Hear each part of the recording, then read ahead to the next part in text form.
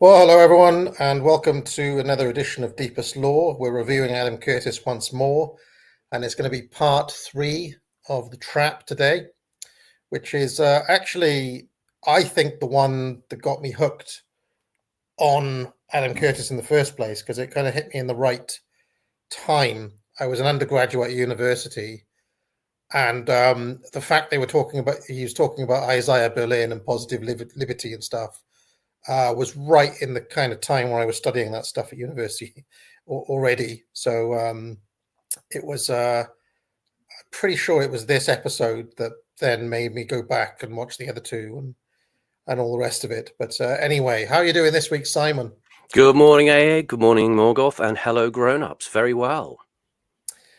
And Morgoth, how are you doing? You're back after... I did. Well, it was funny because when on the first stream that we did, I was talking about how it's better to just go to a vets these days than the NHS, and that's because I actually got an appointment last week. And if you get an appointment for the dentist, and if you get one of those these days, you've just got to make it, no matter what. You've just got to clear the decks because you might not get another one for a year or whatever. So, yeah, I'm all right.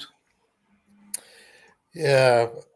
Would you like the exciting denouement of the Curry saga? Since we've been talking about, I'm ready in the land of Surrey, in the fires of the lodge. The Dark Lord Morcar forged in secret a master gaming laptop to shame all others. The laptop passed to Curry's, who had this one chance to destroy evil forever.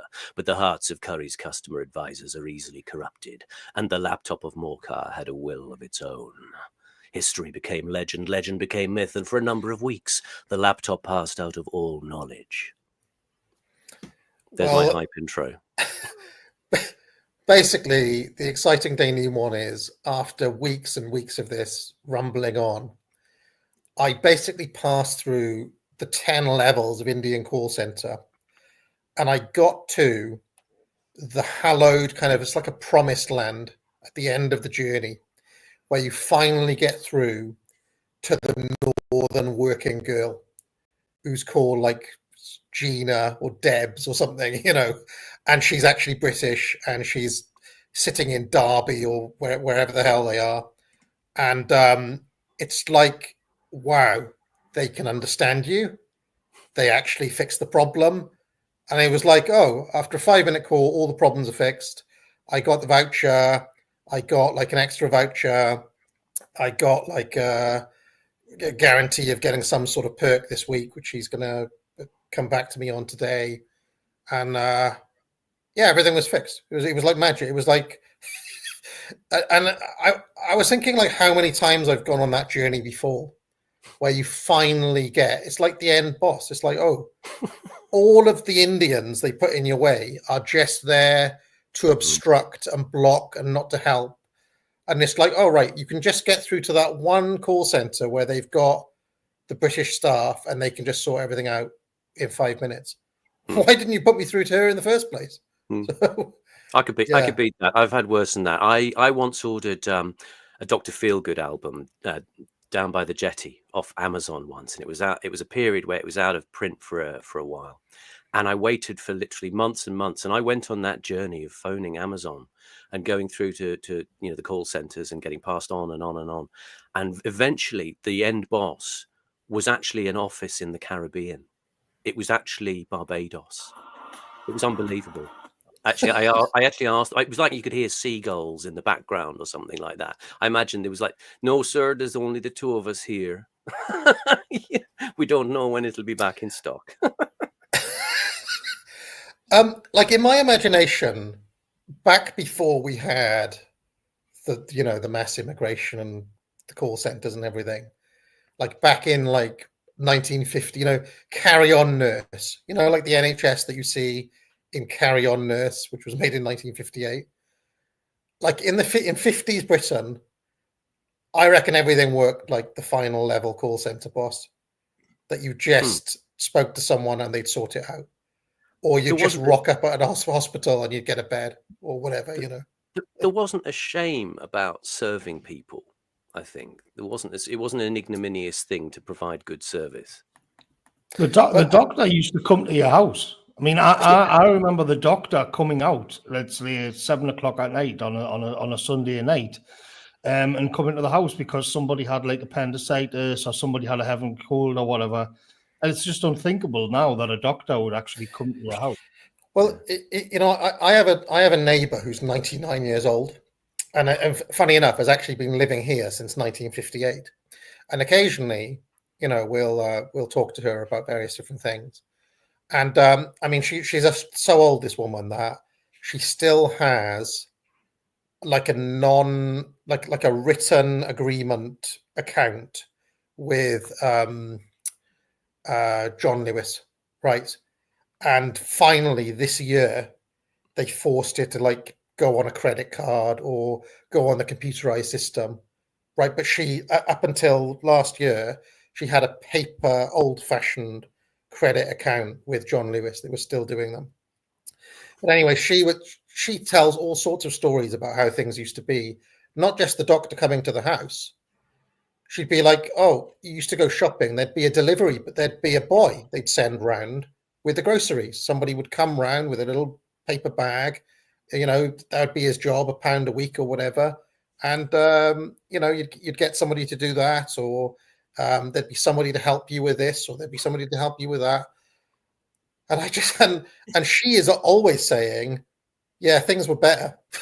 She just openly says things have not got better, things have got worse in every single way. So do you realise we're just old enough to be probably the last survivors of memories of the 19th century? I mean, I still remember in Hartlepool in the 70s, you had the rag and bone man, with a literal horse and cart coming up the street going, "Rag and bone, clunk, rag and bone," and the coal being filled in the scuttle. Well, I remember the rag and bone man from when I was a little boy. This was in the 80s, obviously, and they didn't used to say rag and bone. They'd be like rag and bone, rag and bone. That's how. I mean, obviously we were in Wales, but that's how they'd sound. Kind of weird things. And I remember the Fishman used to come round as well, which is kind of really odd things to think about now. But almost every part of that.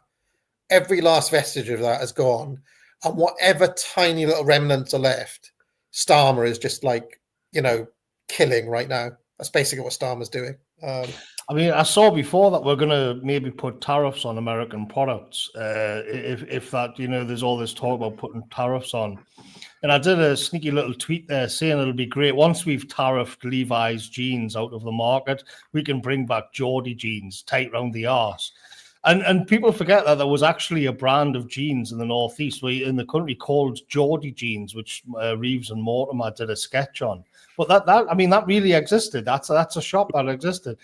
And I was thinking that how much of a fan I am of tariffs, like just completely wrecking the global and creating incentives where we can just like create our own kind of things in Britain. I mean, I'd be happy with that. I'd be happy to just walk around in like blue overalls or something if we could just stop, just to finally see the end of like globalization, and we all just make our own stuff, because that's what would happen. And I'm all for that. I think it would be great. Yeah. Have you seen that? I mean, I don't know if this is going to happen, but have you seen that Justin Trudeau is promising to repatriate about 5 million people? Yeah. 12% of the population of Canada, they reckon, are going to be gone within a year. It's like, bloody hell.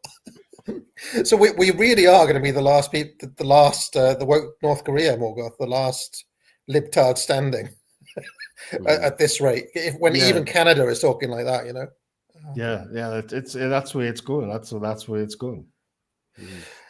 Anyway, before we get going, promo code MERIT to buy courses. I did put out a video about slop and what is not slop, which people enjoy. I was a little bit feisty on that one. Probably the angriest video I've ever put out, but I make no apologies. And just before we get going, anything you want to promote, Morgoth? Anything you've done recently? Well, I've got on Sunday we did classic movies. We did Spartacus, me and Endeavour, and we were joined by History Bro. And I'm working on an article now, which is that's up on the YouTube channel. And then I'm working on an article for Substack. Hopefully I'll get it up tomorrow, where I'm looking at the Dark Forest hypothesis. And I'm going to get into that and how like the Star Wars treating Russia and nukes and all of that kind of thing. Simon, anything? I just like to push our friend Ferro, who is at Twitter at FerroEgo, and he has some things to buy for Christmas for your nearest and dearest, and he may be doing a Christmas ad stream.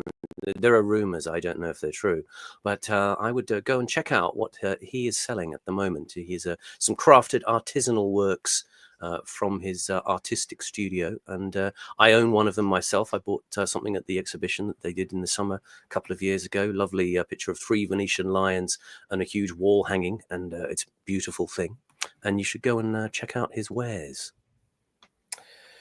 Great. All right, well, let's make a start then with Adam Curtis's The Trap Part 3, and I'm already thinking in the pantheon, fellas, of where this stands.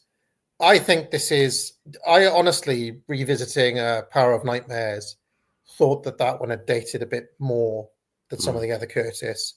And lesser known Curtis, like I'd put Oceans Apart, for example, above Power of Nightmares. But I'm thinking with this series, he's been back up to peak Curtis, really. Yeah. I don't know if you fellas agree. Yeah, certainly. I think I do think in this one he gets a little bit off the beaten track. I can see what he's doing. We'll get into it, but I feel like we've gone like we get very far away from the main gist of the subject matter at hand. I think in this one. Yeah. To give his own summary of what he was doing at this time from a contemporary interview, he said, "We are living through the collapse of the liberal project to manage the world in a rational way. The films I make are charting this, and I include in that not just the traditional liberal things, but also the new right that rose up in the 80s. They thought you could also manage society. They looked at economics as the solution to manage the system, and you can't do it. The great sweep of history we are living through is the collapse of that." And this is kind of coming to the end of sort of the middle period Curtis before he starts to go in a direction where it's much more collage, less narration, and we'll see that coming up in things like Bitter Lake and Hypernormalization, much more long form kind of emotional journalism, as he calls it. Mm-hmm. One of the things that I want to do, by the way, Simon, remind me, because this will be the last one of these possibly this year, because we may do a break for the Christmas ads that everybody wants with Ferro. But I want. Do you remember he did those little ones with Charlie Brooker? Yeah, like the ones on Oh Dearism and the Rise and Fall of the Journalist and stuff like that. Richard Nixon, yeah. I mean, I don't know if we do a stream each on those or whether we do them all in one stream or something, but I feel like those ones need to be covered as well because they were quite kind of important as little essays. Absolutely. Yeah, together probably they'd work as a good little sort of novelty amuse-bouche for the heavier stuff coming up later.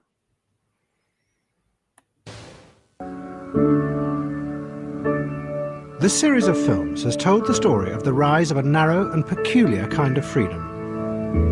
The last two programmes have shown how politicians from both the right and the left came to believe in a simplistic model of human beings as self-seeking, almost robotic creatures. Out of this came a new and simplified idea of politics. No longer did politicians set out to change the world. Instead, they saw their job as being to deliver nothing more than what these free individuals wanted. And at the same time, we too came to think of ourselves as simplified beings, whose behaviour and even feelings could be analysed objectively by scientific systems which told us what was the normal way to feel. And both we and our leaders have come to believe that this is the true definition of freedom. There is no other. But there is. There is an alternative idea of freedom, but we have hidden and forgotten about it because it can be so frightening and dangerous. It is the dream of not only changing the world, but also transforming people. And by changing them, you can then free them from themselves. This film will go back and unearth that forgotten idea of freedom. It will show... I'll just say there'll be libertarians watching this who will be absolutely screaming at the screen because, I mean, many people would argue that this version of freedom he's talking about has been front and center of the American system and our system pretty much since arguably the turn of the 20th century. But we'll get on to that because I don't think those libertarians are wholly wrong. Would be wholly wrong in that anger either. But anyway, let's carry on. Go on, Simon. Sorry. It was good. Just to say, it's just a great montage there to sort of sum all that up that you've said. That, you know, you've got all these bits of, you know, conspicuous consumption, people watching fashion shows, all the sort of ephemeral culture, financialization, globalization. You got this sort of shot of the man in the white suit, you know, going up the corridor, the radical individual, you know, and the jogger in the rear view mirror, you know, all the kind of passing history, all the sort of narcissistic concerns, and you know, these very subtle shots of things like the cosmetics and the hands sort of gripping the steering wheel and tapping, and it's this sense of modern aimlessness while apparently moving forward. You know, that's a good sort of summary of where we're headed now. Curtis's sense of, you know, is this all there is? Yeah, but I guess what I'm saying is that Curtis, I mean, a libertarian would be saying, like, hold on a second here, Mr. Curtis. Like, you're acting like the welfare state doesn't exist. You're acting like, you know, half of GDP isn't spent on social government programs. You're acting like the state hasn't actually grown, you know, since the turn of the century or something, that we're living in some kind of like free market dystopia or something. And they would say, like, actually, what about like all of those things, or what about like the civil rights movement in America? This was all positive liberty, they would say. Yeah. But anyway, we'll get on to all of that stuff as we continue. Why it is so dangerous and why it was hidden. But it will also show why this idea still haunts us. Because it inspires people. It offers hope and meaning in a way that our narrow version of freedom was deliberately designed to exclude. The architects of our present world set us a terrible trap. In seeking to protect us from the dangers of the other kind of freedom, they led us into a world without meaning.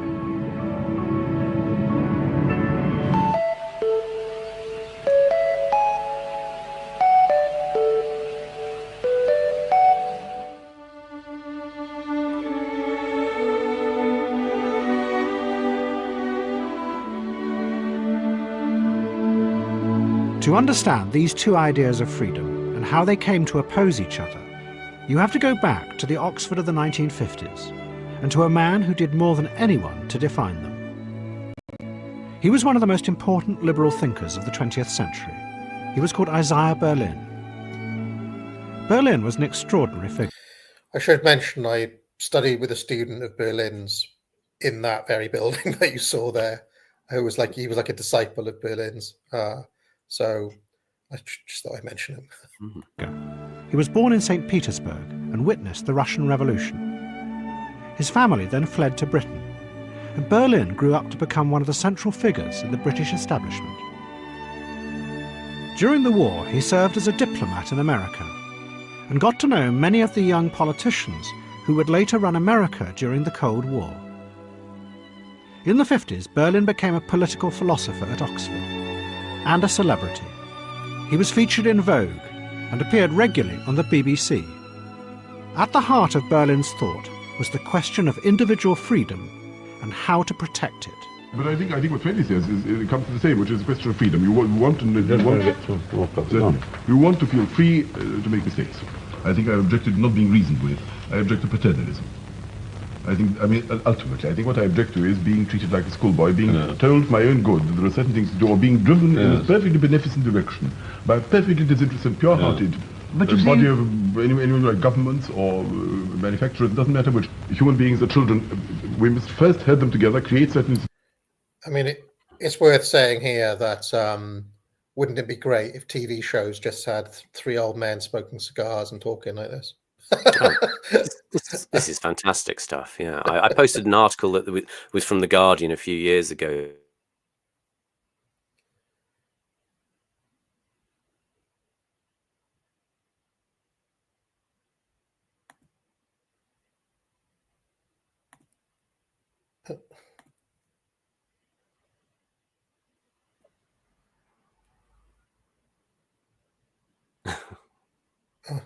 Sorry, is everybody there? Yeah, I'm here. Did Simon went dead for me? Simon, I think your internet went, mate. You could be. Can you hear me now?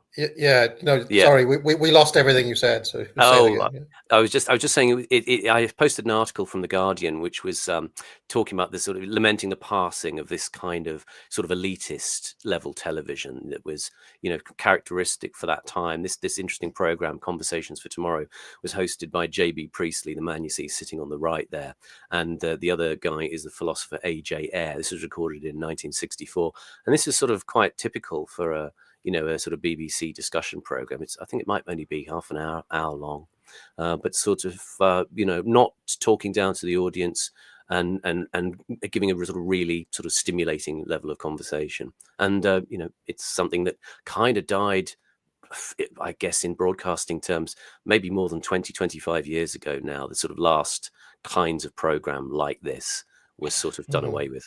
I mean, the classic example of this dumbing down that people use is going to pop up in here with kind of Clark's Civilization. There's a clip in it with him, and that's always the one where people will say, like, in 1969 this went out on prime time on like BBC, whereas now it'll be like Celebrities Dancing on Ice or whatever other rubbish it is, and like I don't see how you can argue it. Like, that is just decline. Like, that is just an objective sort of metric where you can say, yeah, we have dumbed down. Yeah. But it's kind of interesting though, because in some ways, because if you listen to what Isaiah Berlin was saying, he was against paternalism, right? But that was the BBC being paternalistic and saying, this is the sort of thing that is good for you. Yeah. Right. Which is the exact opposite of what Isaiah Berlin wants. Right. He wants this kind of negative liberty idea. But of course, if you don't have a guiding hand, if you don't have like a parent there, you're gonna want to go for the slop, right? You're gonna, like, people are just gonna gravitate to the Strictly Come Naked Dancing or whatever, you know, every single time. Yeah, there's an element of a fish not understanding the water that it's in all of this. Because you are in an environment where you can have highbrow discussions about personal liberty on the television, and now we're not. Now nobody would really understand what you are talking about. There's more to it than just being this like individual. You need a kind of the scaffolding to hold all of this up. Yeah. It's interesting that Berlin credits the people in sort of government and private industry with beneficence when he talks about this. That perfectly well-meaning people are sort of trying to do their best. And he did do an interview, one that Tony Blair referred to later, with a guy called Stephen Lukes, and I'll just read a few comments from Berlin on it. He said, "I ought to have made more of the horrors of negative liberty and what that led to. He said, negative liberty is basic. Positive liberty is also basic. They're both perfectly good forms of liberty, which we all pursue. I'm not at all against positive liberty, properly conceived, but they're not the same, and they even clash. The question of negative liberty is how many doors are open. The question of positive liberty is who governs me? Do I govern myself, or am I the victim? Very different questions. Because positive liberty was politically perverted far more. This is why he doesn't like positive liberty. Negative liberty led to laissez-faire, the sufferings of children in coal mines or poverty. But positive liberty became total despotism, the crushing of all ideas, the crushing of life and thought. But I agree, I ought to have made it clearer that positive liberty is as noble and basic an ideal as negative. And there, as you're saying, I mean, we wouldn't think of negative liberty for children as a parent. You know, they don't have the liberty to run into the road. I also think it's worth us pointing out that Isaiah Berlin, even though he may sound like it here, was not a libertarian and was not actually a shitlib. Isaiah Berlin was actually the person responsible for plucking Giambattista Vico out of basic obscurity, out of like the dustbin of history, basically, to bring back the notion of cyclical history, which I talk about in the book, The Prophets of Doom. He was aware of Spengler. He was aware of all of the counter-Enlightenment thinkers. And in fact, Isaiah Berlin wrote the seminal book on the counter-Enlightenment. The very phrase counter-Enlightenment, I think, was coined by Isaiah Berlin.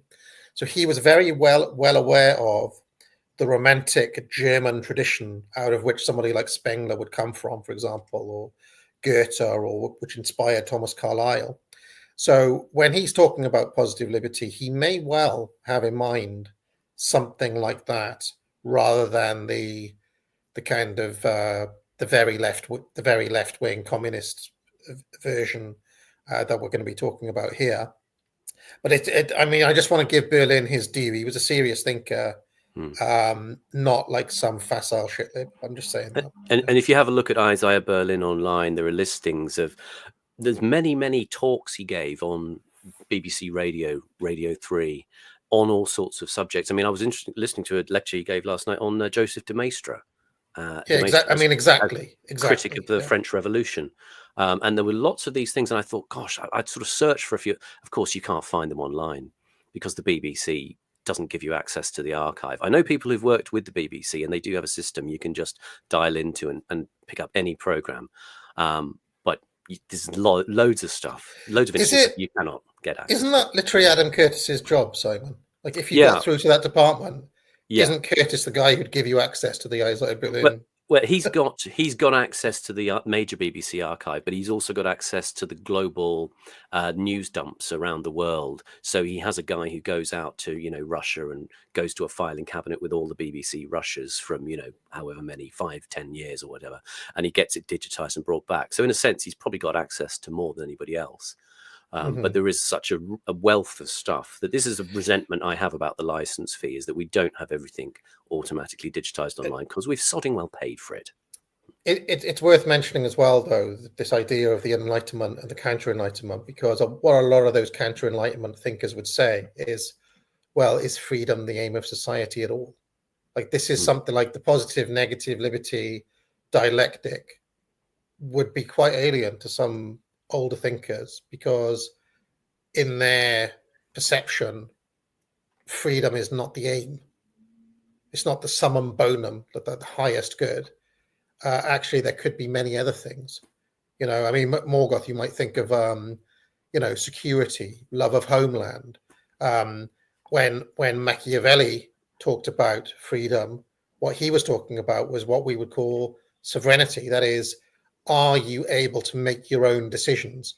And this is actually something that is relevant to right now, because there's talk of nuclear war and Russia and so on. Well, the fact of the matter is that if Keir Starmer wanted to launch the nukes, he'd have to ask Joe Biden for permission.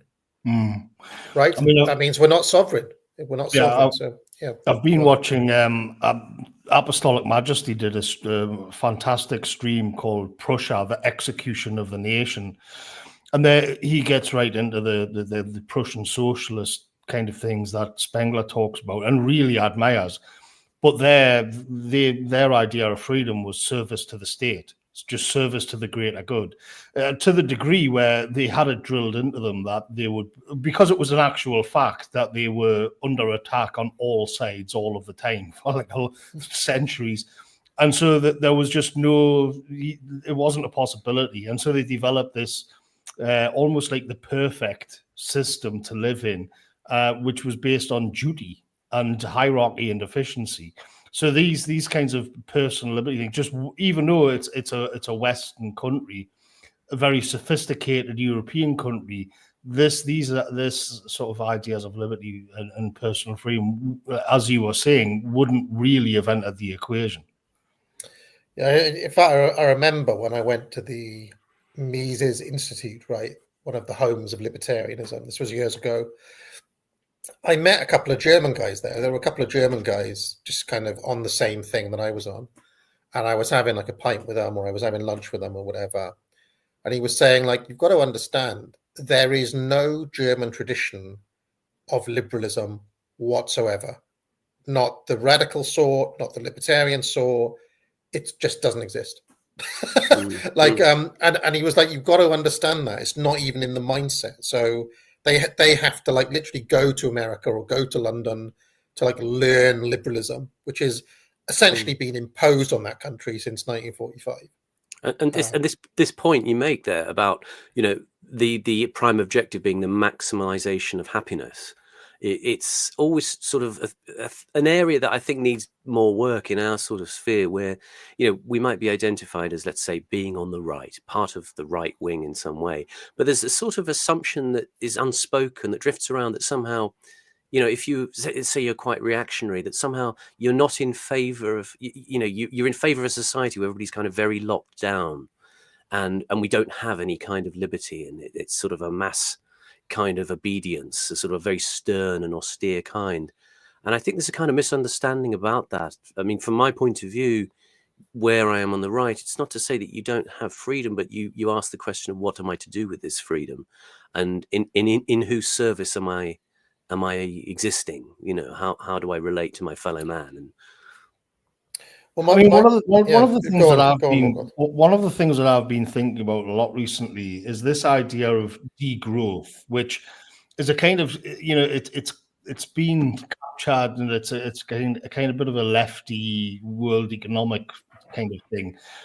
But I mentioned the tariffs before, and I'm coming to the conclusion that the only way, with population decline and with all the rest of it, like, I'm not joking, I really do think that the only way out of this is degrowth. It is to let the population decline and to deal with it, and to run out of town as many of these sort of NGOs and corporations as possible. The problem with that is that you will feel a material, you will feel the pain. And so I'm not even going to pretend or cope that will not be the case. I think it will be the case. I think the amount of goods and services that are available to you would drastically decrease. And so people would say that kind of, they would think of it in terms of that had affected their freedom. They would feel constrained by that. But from my perspective, we would be liberated. I think it would be freeing to have our country back, and to say, yes, actually, we are going to have fewer imported goods. We are going to have fewer material sort of luxuries. But what you're actually going to get is a sense of authenticity. You're going to feel like you've got a home again. But yeah, and so I know that people would say that would be a miserable existence, that would be oppressive, and it was fake and artificial and all that.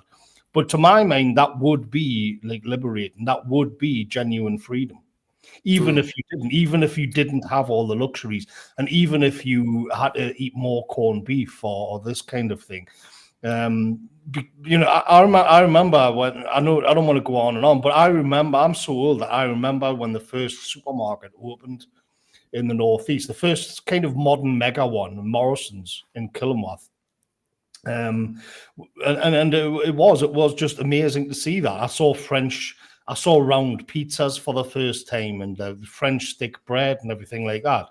But you go back and you look at, for example, when the first series of Black Arrow was out, that kind of thing was hardly existed in the way that we understand it now.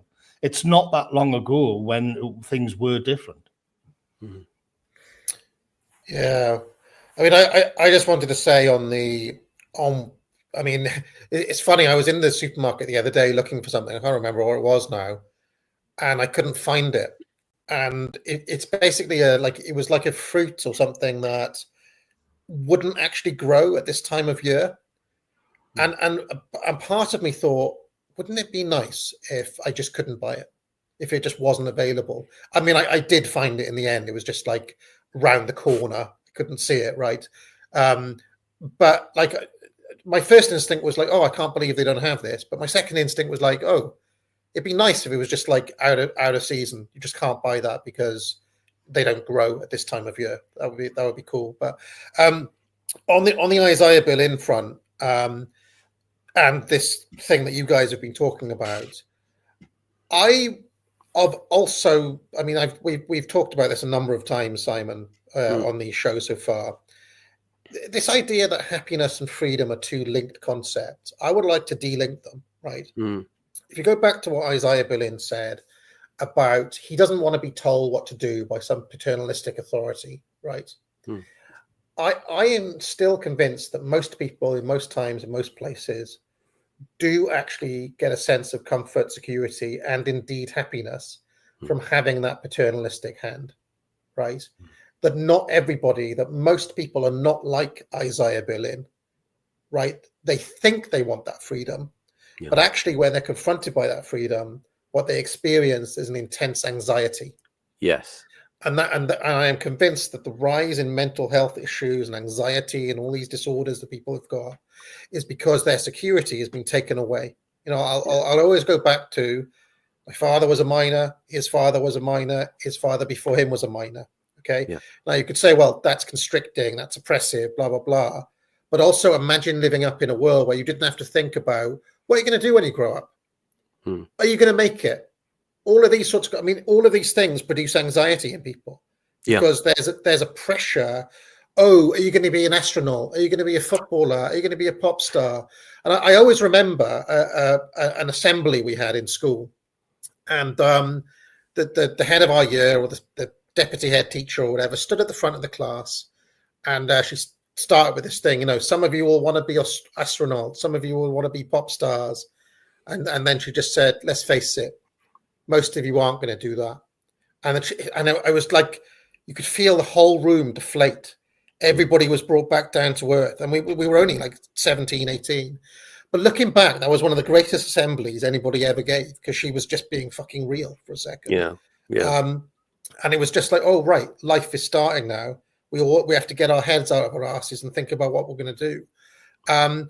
But it's like, imagine not having to face that moment. Imagine I can see the appeal, right? Because I was somebody who grew up in a small town. I couldn't wait to get out of there, right? But not everybody's like that.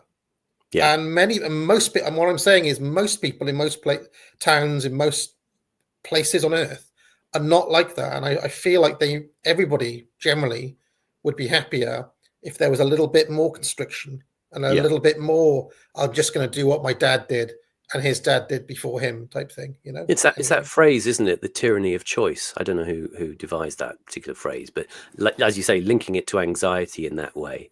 And the sense of the quality of your life is much more defined by perhaps something that's much more irreducible and comforting. And the fact that, people have said recently, it may be a crude sort of reduction, but people say things like, well, the working classes, actually, they kind of really like to get behind a toff who kind of understands them and gives. Bowden talked about this when he gave talks. He said, a lot of the people in the room might actually despise me, but they're kind of magnetized by this moment of leadership intensity.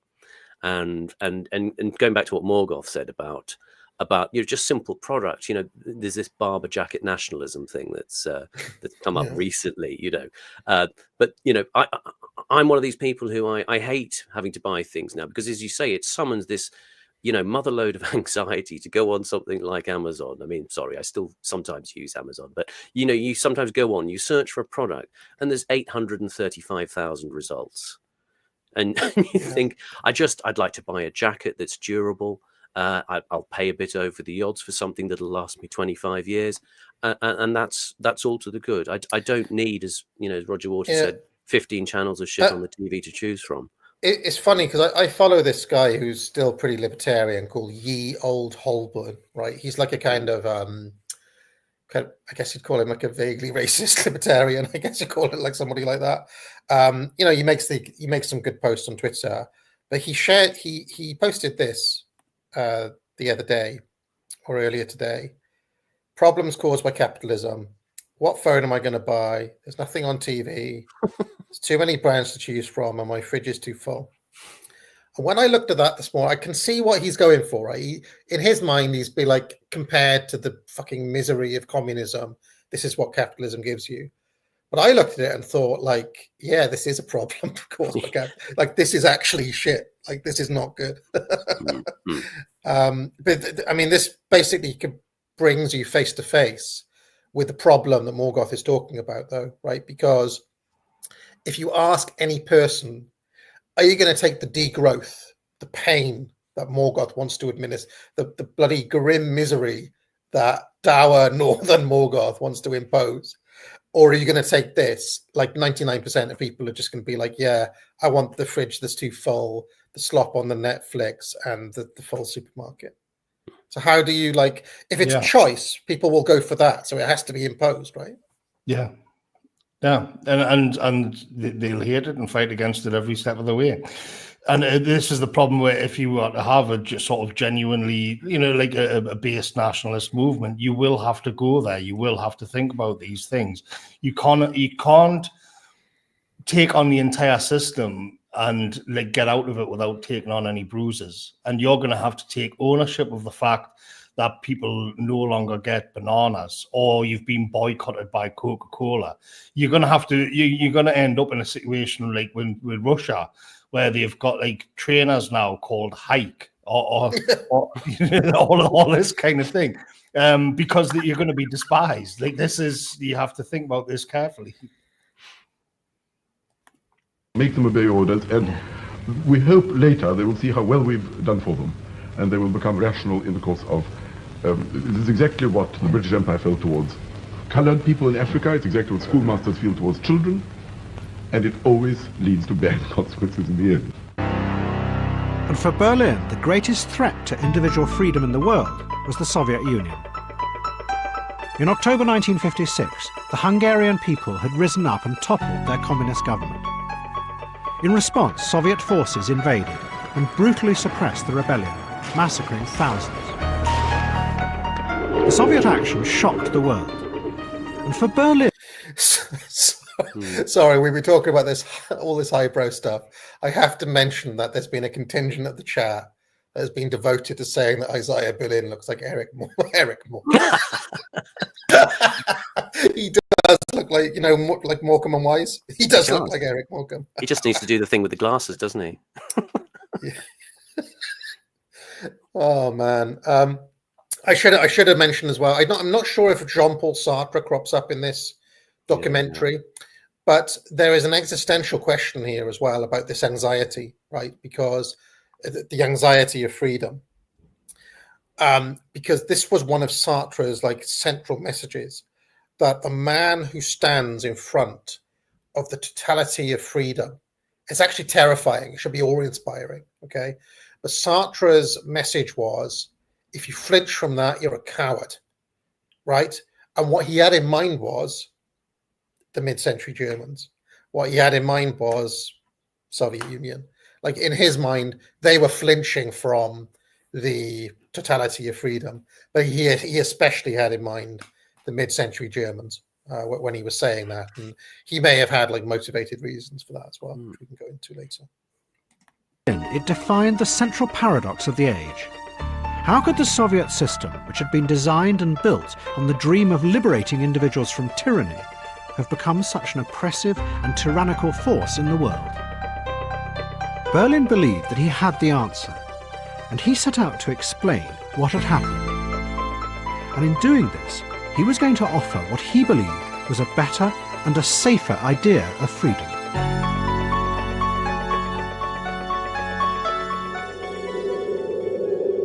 In 1958, Berlin gave a lecture at Oxford, which he called Two Concepts of Liberty. It would become one of the key ideological underpinnings of the Cold War. There are, he said, in fact, two very different kinds of freedom. One he called positive liberty, the other negative liberty. And to explain them, Berlin went back into the past.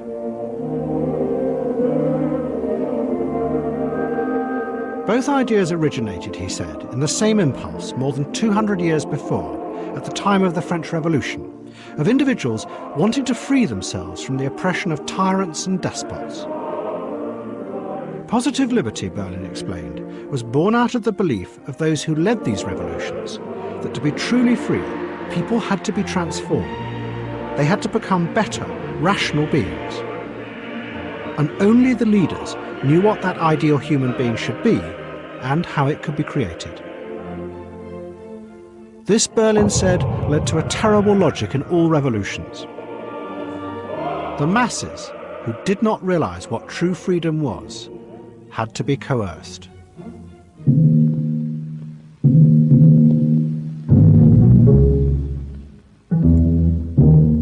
At the height of the French Revolution, the Jacobin leader, Robespierre, explained this. Terror for a revolutionary government, he said, is very different from the terror used by tyrants in the past. Because now it meant the destruction of those whose moral corruption was barring the way to a new society of virtue. Pause. Terror has become... Just a couple of footnotes here. The film clips Curtis is using there. One is the French Revolution film is called Orphans of the Storm from 1921 by D.W. Griffith, who did Birth of a Nation. And there's a little clip in there, the sort of the man with the crazy hair throwing the money around. That's from Dr. Mabuse, the Gambler, by Fritz Lang, a German film. And go away and read about that one in your own time. It's quite a sort of spicy metaphor involved in that particular film. But there's one striking image, I thought, in that little montage there, the image of the French Revolutionary safety committee, the small table of men sitting in the vast room, the sort of image of power that's been hollowed out and sort of under-inhabited by people, not quite up to reflecting the sort of the majesty of governance. And this is, a feeling about this sort of Bolshevik revolution that Griffith was expressing in that film. Yeah, he is famous for some other controversial films, isn't he? D.W. Griffiths, Intolerance and Birth of it. I've never actually sat through either of those films. Yeah. They're always talked about, but have you ever watched them?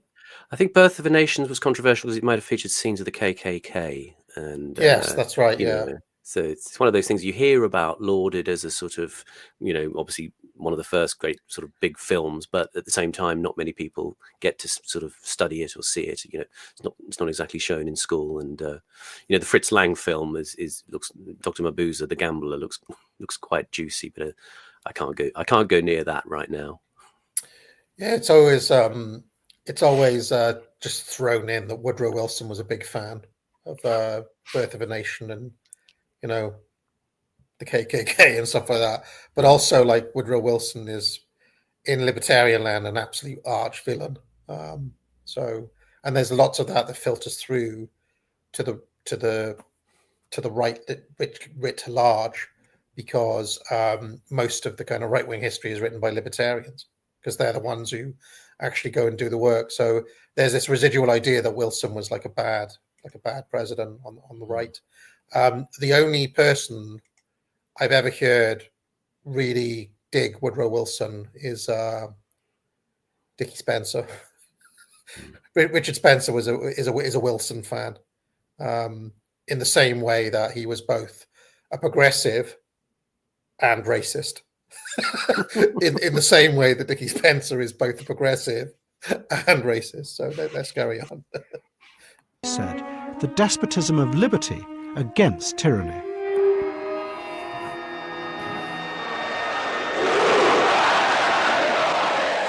Another of the Jacobins, Saint-Just, put it more simply: we must force the people to be free. From the French Terror to the show trials and the mass executions in the Soviet Union, this logic always led, Berlin argued, to horror and the very opposite of freedom. Positive liberty, he said, would always fail because it was driven by a false belief that there was one true answer to all human ills. Once you believe that, the idea of the final... Go on, Simon. Yeah. Sorry to interrupt just once again. Just that little footage of Stalin there, little echo of Saddam Hussein, receiving the rifle on the podium. That was apparently the 17th Communist Party Congress in 1934, where he was presented with the rifle by all the sort of smiling apparatchiks. And there's an interesting, funny anecdote that later in the 50s, Khrushchev at the 20th Party Congress remarked, because this was the sort of denunciation of Stalin, he said, at that one where you saw Stalin receiving the rifle, he said, at that particular Congress, of all the members and candidates elected to the Central Committee, Stalin had 70% of them shot later on. So just a salutary thing to remember about all the happy smiling people giving him his rifle. Just two things on that. One, I believe Saddam Hussein was a Stalin fanboy. So like seriously, he admired Stalin. Yeah. So he was probably consciously recreating that moment with his own rifle as kind of homage to Stalin in some way. The second thing is that I have become a little bit, how we say a lot of modern history is just kind of made up. As brutal as Stalin was, I have become doubtful as the figures that Robert Conquest and others, like, there's just no way that he killed 80 million people. It's just impossible.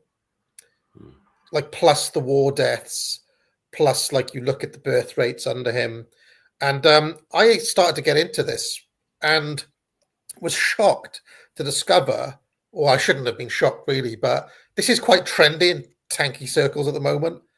Basically Stalin revisionism, where they basically say like, yeah, the Americans just made up the number, just made up the atrocities under Stalin.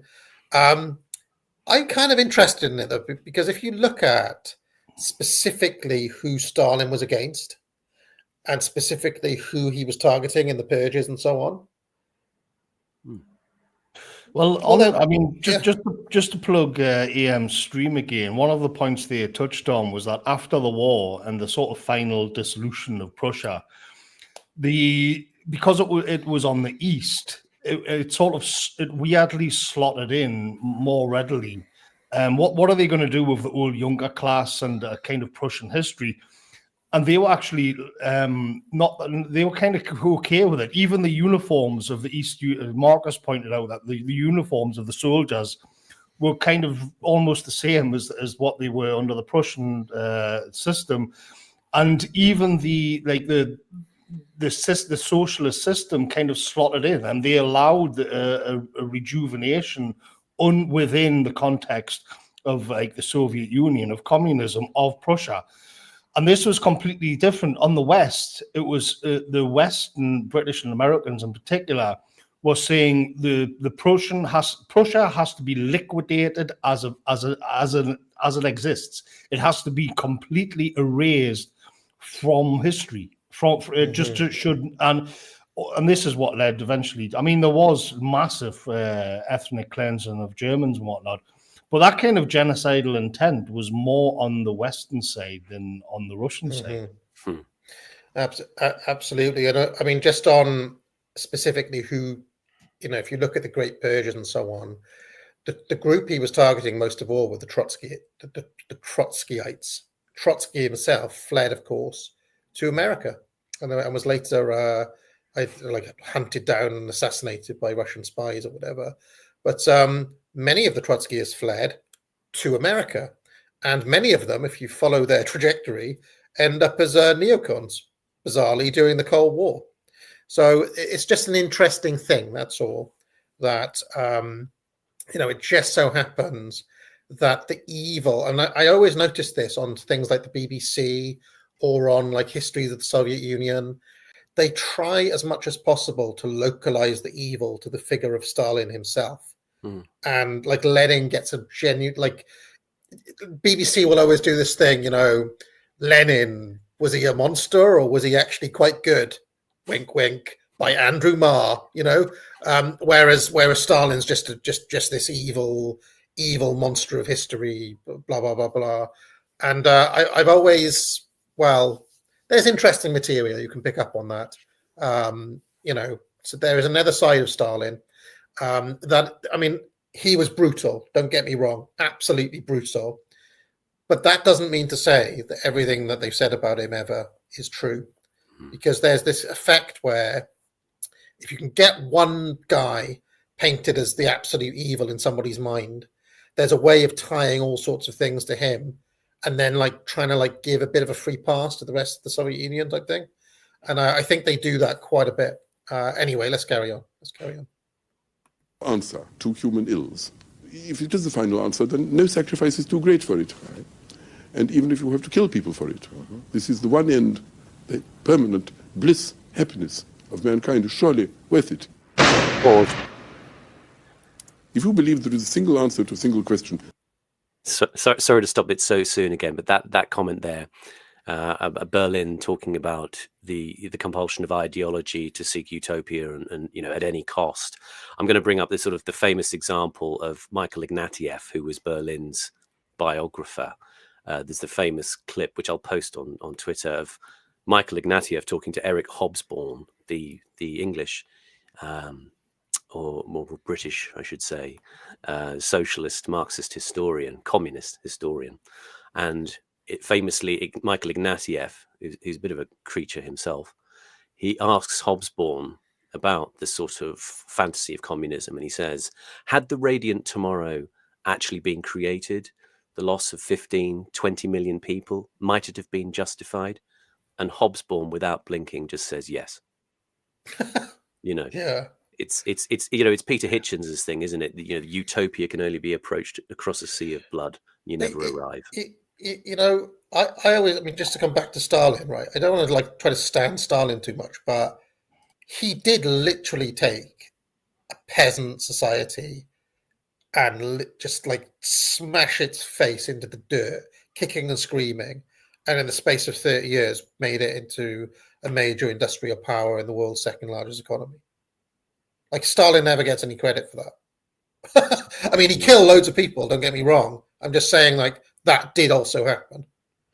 Although, as you say, it's exaggerated because Curtis earlier on, actually, he talked about the Hungarian uprising and he said thousands of people were killed. Well, I'm not so sure about those figures. It seems that the Hungarians themselves, one of the ministers quoted said maybe as many as 350 people were shot in the reprisals from the Hungarian uprising. And actually, Hobsbawm, when he was asked about the Russian repression of the rebellion, he said, he was asked why did he stay in the Communist Party after what happened after the Hungarian uprising when they shot all those people, and he said, I didn't wish to lose the moral high ground. I remember reading a book by Hobsbawm way before I understood, his background or anything of that nature, and I picked it up in an airport, of the Century of Calamity or something like that. And I picked it up in an airport because I was traveling around. And I remember reading it, and there was a passage in it where he was talking about the mid-century German ideology and view of the world. And there was this paragraph in it which just oozed hatred. And again, I was totally blue pill. I remember reading it when this kind of scoffing contempt that he had for sort of maidens in the Bavarian mountains milking cows and hearty German yokels drinking beer. And it was just, you could see that it was hatred, just absolute hatred, because I thought, and I think he used the word white and whiteness as well. And I remember thinking at the time, just completely oblivious to deeper themes and all of this, why is he so hateful? Okay, if you want to take on the leadership of the movement and the politics and all of that, that's one thing. But he obviously hates the people themselves. Because I couldn't understand what's wrong with nice girls in the Bavarian Alps milking cows and all of that. Isn't that nice? Isn't that a nice vision? Like, regardless of who's perpetrating it, why? And of course, years later, when you learn more, you think, oh, okay, I get that. I get that now. I mean, just to come back to Soviet Union as well, right? And Curtis has actually given us a glimpse of this in previous documentaries that we've watched. Our mental image of the Soviet Union is always people queuing up, having to queue for their potatoes in an empty supermarket, in 1985, or it's like concentration camps and, Solzhenitsyn. Like, we automatically go to those images, the absolute kind of grimness, people dying in the snow, etc. But watch the film Man with a Movie Camera, which is just set in Moscow. It's just a bloke goes around Moscow with a movie camera in the 1930s, or just have a little scout around for everyday life, okay? And see, this is one of those things that fascinates me, is our mental image of these places. And I'm sure Germany was even more like this. It was even more kind of just normal, just like people just having a normal life. The idea that these systems are just absolutely brutal all day, every day, people in dirt and misery, just being absolutely oppressed, it's just not like, it cannot be realistic, is what I'm saying. It's like no system can endure for any amount of time if people are like that oppressed. Does that make any sense? And it's one of those things. Like when I went to Iran, the couple of times I went there, that was one of the things that struck me most. Is just like, oh right, everybody just has a normal life. Where are like the chains of oppression that I've been told about and all this sort of stuff? And it'll be like, oh yeah, everybody just has a normal life, but every once in a while, you'll see like a massive picture of the Ayatollah on the wall, and maybe like Death to America. Oh right, okay. But like you understand what I'm saying, right? And this is one of those things, because you could make a movie or a propaganda set about life in Britain as we have experienced it, and make it look like a totalitarian state, right? I mean, most of us believe we live in a totalitarian state. We're living through it, but yet also I will go shopping tomorrow. Right, but we're still living under obvious tyranny, and this is one of those things that has interested me a lot over time. Is that the mental image that you have of something like the Soviet Union is a cartoon, basically. And anyway, but you remember also in the West there was also a period of what I'm going to call lifestyle communism. Because I remember at school, in the 70s, there was a kid called Craig, and his parents were very left wing, and one year they'd go on holiday to Corfu, and then one year they'd go off to East Germany, and he would camp out with what's called the woodland folk. It was like the sort of communist version of the Scouts. I mean, this was lifestyle communism. Holidays in East Germany, yeah. Bastani doing the timeshare in My version of East Germany is that everybody has a leather jacket and a moustache, something like that. Anyway, let's carry on. The true answer, all the other answers being false. Yeah. You see, and all these answers can be put together and harmonize with each other and create the perfect universe. Then there is a temptation, if you think you have it, to do awful things. Against this corrupt ideal, Berlin defined his other idea of freedom: negative liberty. Negative liberty, he said, is the freedom of all individuals to do what they want and nothing more. There should be government and laws to ensure that individuals' actions do not interfere with each other's freedoms. But other than that, power should be restrained. Negative liberty was a society deliberately without ideals, other than individuals' desires and the freedom to indulge them. As the last two programs showed, this was a similar vision to the ideas of the economists and the technocrats of the Cold War. They had put forward an idea of a society comprised only of millions of self-seeking individuals, which, their mathematics said, would lead automatically to stability and order.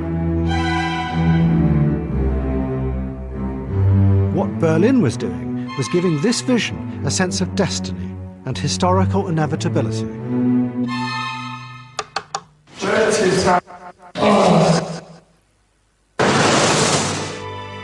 By counterposing negative liberty to positive liberty with its inevitable horrors, Berlin was saying that this kind of society was the only safe alternative for the West in the Cold War. It was the kind of freedom it was fighting for. Berlin's lecture was published, and it became a defining vision for a generation who set out to educate the masses that all attempts at revolution, however seductive and romantic, would always lead to disaster, and that power always had to be restrained. What is that I hear? That note of urgency, of indignation, of spiritual hunger. Yes, it's Beethoven. It's the sound of European man once more reaching for something beyond his grasp. Oh, freedom, freedom, come to us again. This is your pure Faustianism, Morgoth. I watched it last night, and I thought it's interesting because, like, it's there. Even if he hasn't read Spengler, I don't know if he did or not. I don't think he alludes to anything like that. But it is in there. It is in there everywhere. And you could even say this kind of liberalism is part of it as well. Of course, the great tragedy in it, it's kind of touches on. I didn't want to pause it again, but if you're bringing it's the universalizing of this kind of thinking, which I think is disastrous because it isn't representative of how people actually are. So you can see that coded into this sort of giving all anybody should have and want is these individualistic freedoms. You're kind of saying you're casting that in the world, across the whole world, and you kind of open the way for mass immigration. And what you're going to what's happened then is that if you wanted to be less cynical, and if the thinking about it was that, well, at the end of the day, everybody in the world seek to be just these individual consumers, then you open the gates to mass immigration, because at the end of the day, and these are the exact arguments that the politicians will make. Of course, it just hasn't turned out that way because the foundation of it was faulty and flawed and didn't really understand how people actually are. That is the most positive kind of spin you could put on mass immigration. The others, of course, are much more cynical and malevolent as to the reasons for it. cry has echoed through all the countless revolutionary movements of the last century.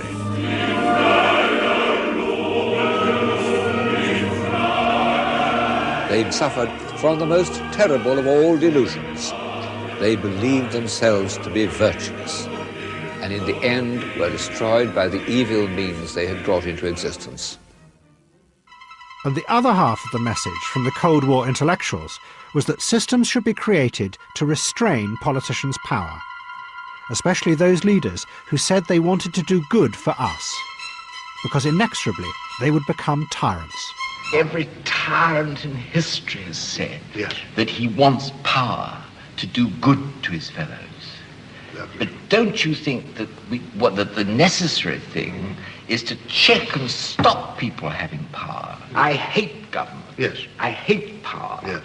I think that man's existence, insofar as he achieves anything, is to resist power, to minimize power, to devise systems of society in which power is the least exerted. Yes.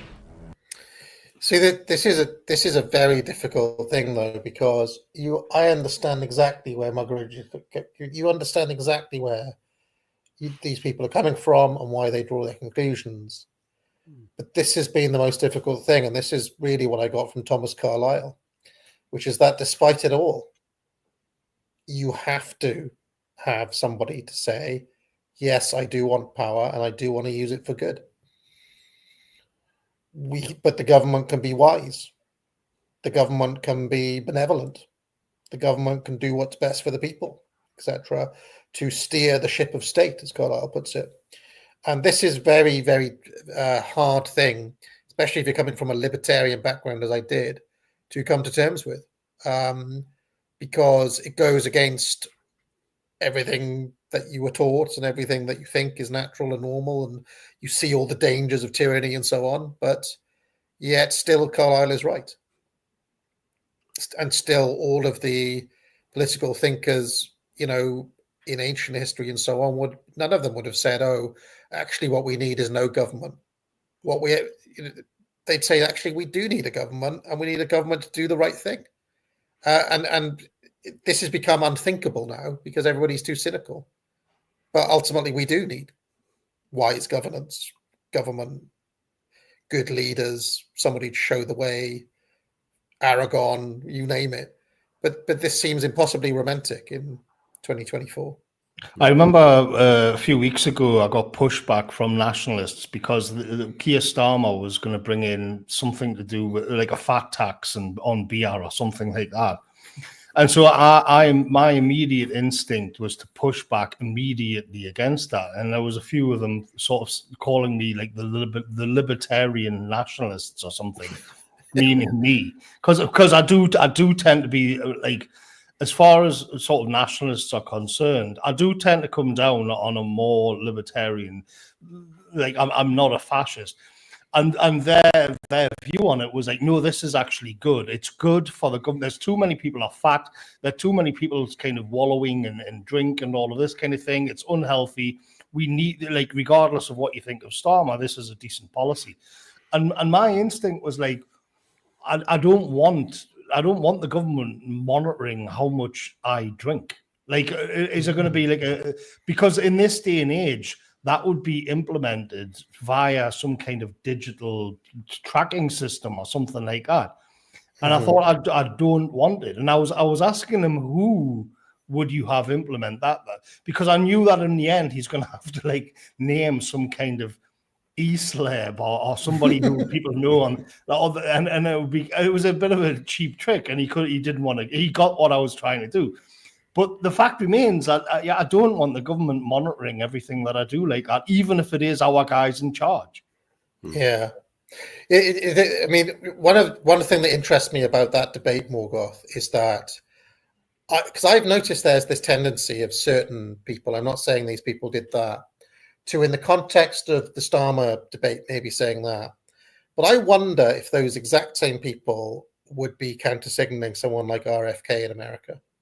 Because I have noticed that he is not popular with a certain segment of. Yeah, but I'm like, but isn't RFK basically going to do the same thing? I mean, you know, it's a different guy, it's a different set of people, but ultimately, what RFK wants to do is, you know, you're going to get in the fat camp, dance for the fear of fat boy, and I just wonder why it is that in, you know, it's like based when Starmer does it, but they don't like it when RFK does it. I just kind of, it's one of those things I've got my eye on that I often wonder about. But you know, anyway, let's carry on.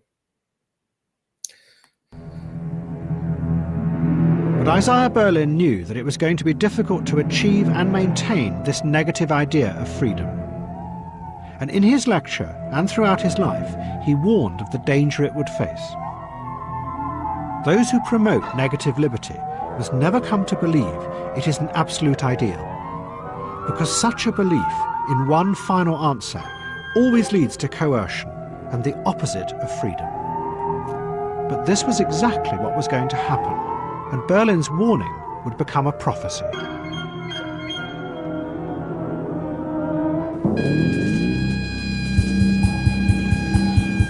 Ironically, this corruption of negative liberty would begin with the resurgence of positive liberty. In the wake of the Soviet disaster, a new and even more extreme version of positive liberty was about to rise up in the Third World. It would be a revolutionary vision of transforming individuals through violence. It would spread and begin to destabilize the balance of power in the world. In response, the followers of negative liberty in the West would decide that they had to confront and roll back this tide. Out of this would emerge a strange mutant idea. You would use violent revolutionary techniques to create a world of negative freedom.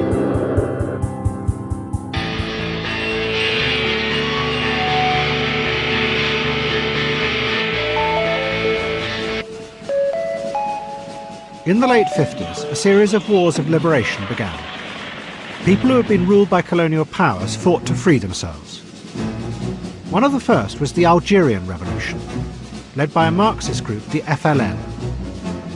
Out of the struggle emerged a powerful new figure, a black intellectual called Frantz Fanon, who became a leading ideologist of the revolution. Fanon believed that the West exercised its control by getting inside people's minds, turning them into passive zombies. The only way for individuals to free themselves from this, he said, was through violence, including terrorism.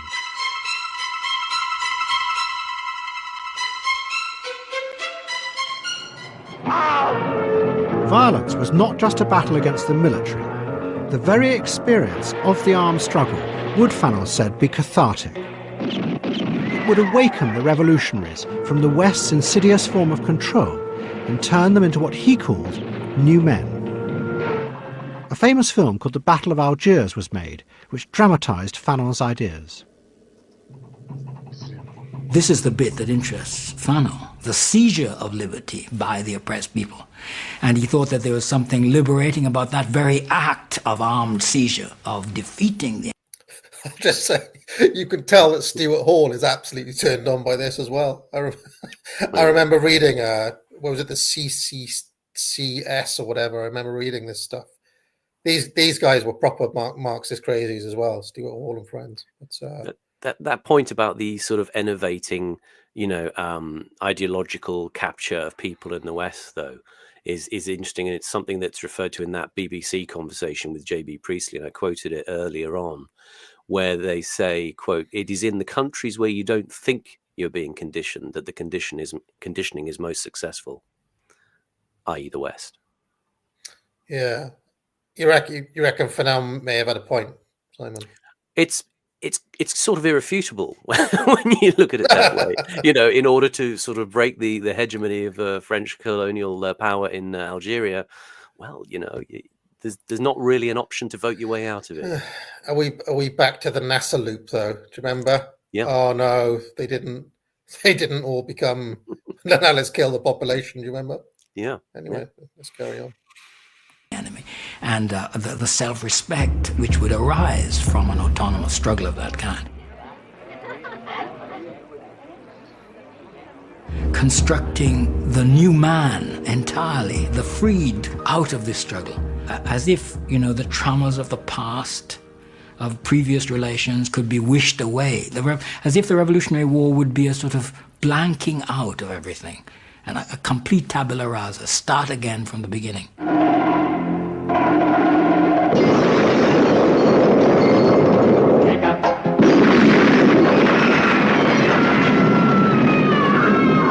Behind Fanon's ideas was a very specific Western idea of freedom, the existential ideas of the philosopher Jean-Paul Sartre.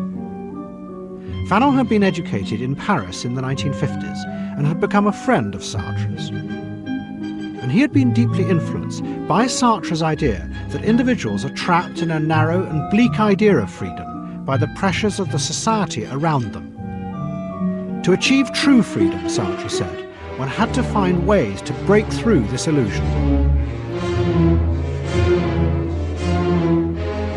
And what Fanon did was turn this idea into a revolutionary theory.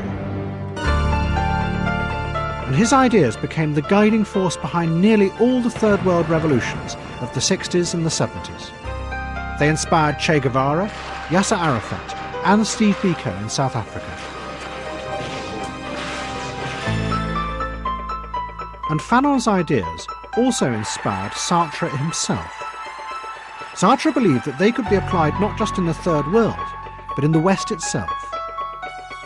He became convinced that it was only through revolutionary violence that individuals in the West could truly free themselves from the controls of bourgeois society. You have to understand that all revolutionaries understand today that there is no way of overthrowing modern society except by violence, for the very good reason that this society defends itself by repression and violence. They're Fed posting on Maine. I'll just mention the that's basically what Sartre and friends are doing. Fed posting on Maine. I mean, did he get arrested for any of this? Did he go to jail? Because I don't know. I mean, this would have been under de Gaulle, right? I'm surprised that de Gaulle didn't have him arrested. And of course, the French celebrate their public intellectuals, you know, almost to a point of fetish of, you know, well, you can say the most outrageous thing and they'll go, you know, bouf, you know, and deal with it with a sort of sang-froid, you know, and shrug. I mean, I do think there is something, I mean, just again, speaking just to engage with the idea seriously of Fanon and Sartre, etc., there is something that actual violence could shake people out of the bourgeois passivity, right? You are now confronted with the real. You are now confronted with this, and it's visceral and it's animal or something. I can see the idea. I actually wonder, though, if it happened now, whether, you know, to come back to another big theme that we've talked about a lot, Simon, hyper reality, right? Is hyper reality such that if this happened now, it would just make for viral memes because everybody would just film it, or it would just be like, you know, just another kind of hyper reality, and, you know, nothing ever happens as a result. Do you know what I mean? We are being routinely threatened by the president of Russia with nuclear bombs, and there's not even protests on the street. And that amazes me. Because I know, like, the shit libs are kind of, you know, they went along and they okay, what, regardless of what side of that you fall on, like, they're laughing it off. They're laughing off the idea that we could be nuked by Russia as a kind of, oh, here we go again. They're laughing about the fact that he's threatened to retaliate lots of times and that we keep crossing the red lines. And I just think in the era that we're looking at here, there would have been mass riots on the streets. That there would have been like, what the hell do you think you're doing? This is insane. And now it's oh well, they're just laughing about it. I mean, I don't want to spoil my video that's going to be coming out tomorrow, but it's called the nuclear bomb paradox, where I go through my long running theory with Panama Hat. You know, there was that guy who kept on turning up on the channel, Morgoth, who would be like, "Oh, nukes are fake," but I'm Martin Webb, right now. Well, I banned him for reasons, but we're now in a situation where even if nukes are real, everybody behaves as if they're fake anyway. Like, nobody is acting like they're real, and everybody just says that, well, they can't even be used anyway, so they might as well be fake. It's a really bizarre scenario, and I'm interested to see how that video goes tomorrow, because it's kind of like it's kind of a bizarro thing where you get through to Schizo World through the back door. It's really bizarre. I can't really get my head. But it's also virtually the liberal sort of J'accuse meme, isn't it? You know, well, how does nuclear war affect you personally? I mean, an interesting thing that I've been researching for an essay that I'm writing on the dark forest theory. I don't know if you know that, but you know the Fermi paradox, which says, why is it that if the universe has all the conditions of life, why have we not come across any life? And of course, we have like Voyager 1, like screaming across the cosmos, telling the whole universe where we are and what we look like and what degree of technology we have. And what I thought was interesting was this Chinese writer.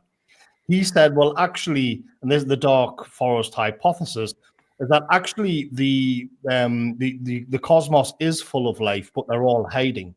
Now, that seems like a bit of a joke at first, but when you dig into it, it is pretty interesting, because what he's saying is the incentives are such that any civilization that pops their head above the parapet will be wiped out by another one. So what this has done over time is create a situation where the only civilizations that are left out there are ones which know how to hide from all of the other ones. And what I, being a Spenglerian, what I thought was very interesting about that was that it's kind of a typical Chinese mindset to have.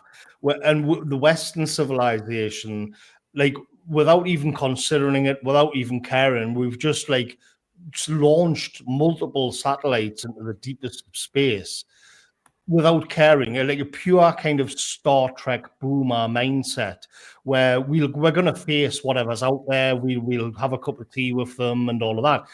And the Chinese mindset, in this kind of Sun Tzu way, their prime symbol was the crooked path that kind of turns back on itself through nature.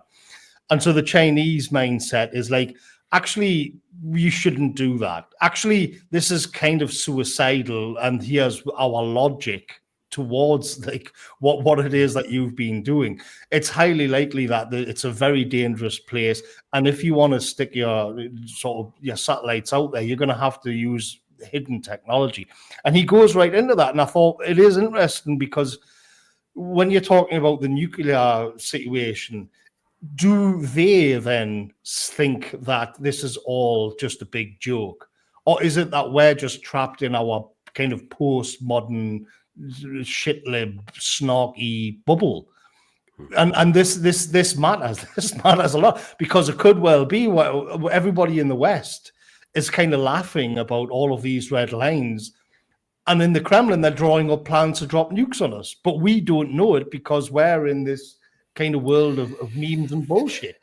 Yeah, I mean, part of me, I hesitate to say this, but maybe if they just dropped a little one just to give everybody a fucking reality check, that would be just like, maybe Putin would do the world a favor, just be like, listen, just fucking snap out of it, everybody. This is a real situation. You can't just continue in like cloud cuckoo land. Because, I mean, to me, it's almost like this is something that Alistair Crook has said, that you know how the elites have, in recent years have gone woke, and it's all about like transsexual pride and all this sort of stuff. It's like the foreign policy is the same as the domestic policy.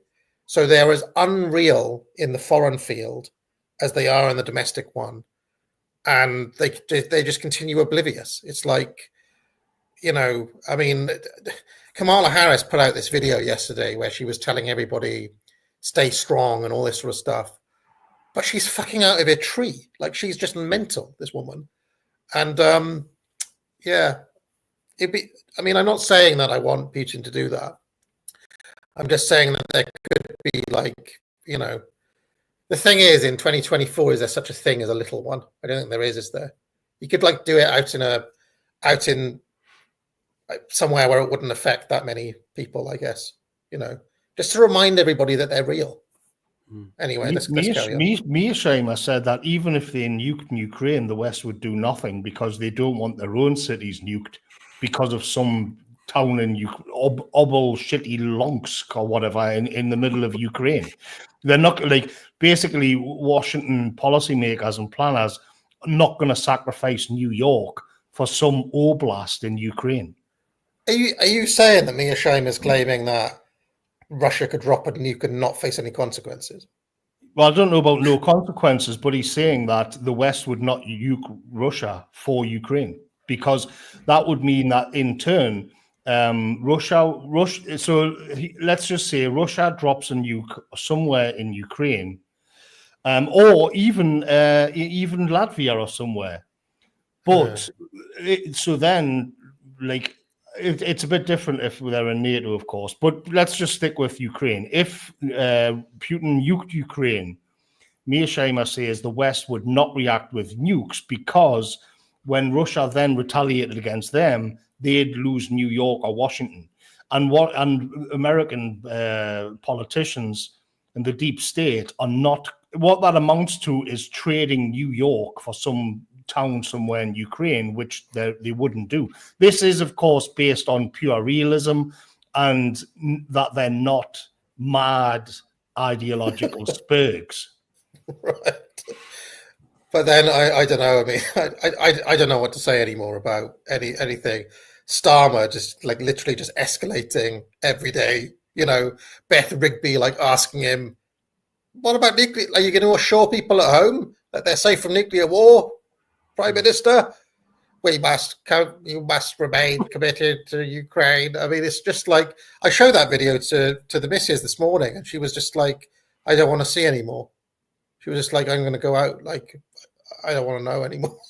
Yeah. Because it's like, I mean, it's starting to get really pretty serious. But anyway, unfortunately for Mearsheimer and for all of the Nothing Ever Happens kids, what I'm hearing from the Judge Knapp lot is that Russia's actually found a way around this, and they're delivering missiles now, but rather than having the nuclear head on it, they've got like a more conventional, just a big bomb on it. I can't remember what they call, something 800s. They're sticking on there instead. So it's just like a very big conventional bombs, not nukes. So they found this kind of halfway house between, like, they found, how do they put it? Another little step on the escalatory ladder that was previously hidden. They found like an intermediary one. So unfortunately, Martin Webb has the last laugh yet again, because we found this kind of non-nuke solution. But anyway, let's continue, otherwise we'll never finish. I'm defending a revolutionary cause because my personal goal, which is that of all those here, is to overthrow bourgeois society.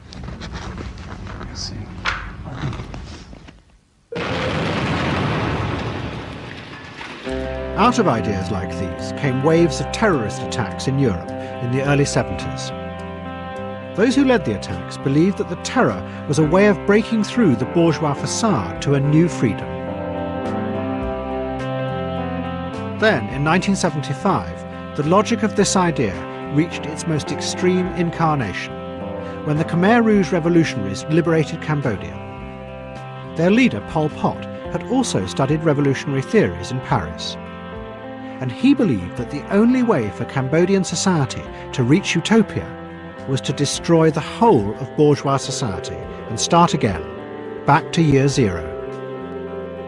Within hours of arriving in the capital, Phnom Penh, the Khmer Rouge set about slaughtering all the middle classes, some 3 million people in the end, because under Pol Pot's logic, they stood in the way of allowing the rest of the people to become truly free individuals. Pol Pot also appealed to many Cambodians living in France, intellectuals, professionals, doctors, teachers, to come back to Cambodia in 1975, 1976, to help with the new regime to build a new society. And many of them, when they came back, were actually slaughtered, murdered actually on the airport when they arrived in the planes. Just this was a sort of wanton destruction of any opposition, of any sort of intellectual differences, that the society that Pol Pot was going to build would have no opposition inside or outside of Cambodia. Go on, Simon. I was just going to say, Marco, do you think Trump is going to do this to like Ellen DeGeneres? Well, she's coming here apparently. So yeah. Come back, Ellen. It's safe. And then she just gets shot on the airport. Shot on the line. She steps off the plane. I doubt Trump is even going to put. It's safe, Ellen. Come home. We missed your show. And she steps off the plane and just gets rolled up into a wagon.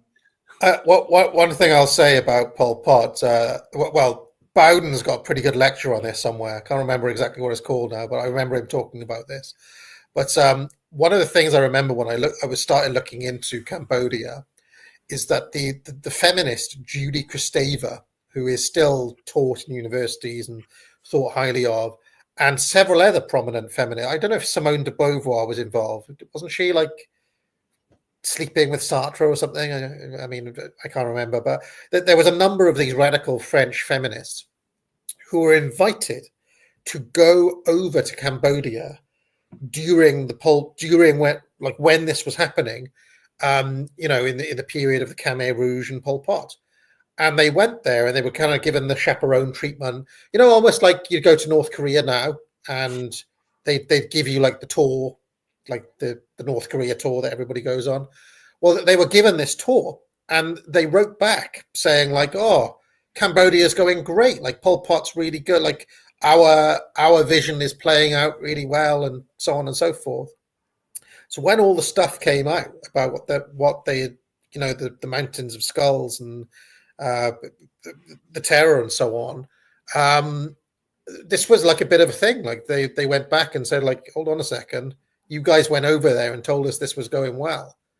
And this was actually pivotal, because all of those intellectuals who had supported this bullshit that had happened, I mean, not just bullshit, absolute evil that had happened in Cambodia, they had to like be like, oh, right, they needed a new thing. And ultimately, all this language of like international human rights and all this sort of stuff really takes off in that moment after, I think, in 1980, 1981. All of these people put all their efforts into quote unquote international human rights, right? There was a pre-existing human rights charter that was written in the 40s, but they like, it's like the left went from wanting stuff like this and the Soviet Union and so on. They put all their eggs into this human rights thing, and it's quite a pernicious thing, actually. But part of it was that it's like, well, how many genocides are you guys going to stand behind now? You know, so it's like, well, what's a way to signal that you're against genocides taking place? Human rights. So anyway, let's carry on.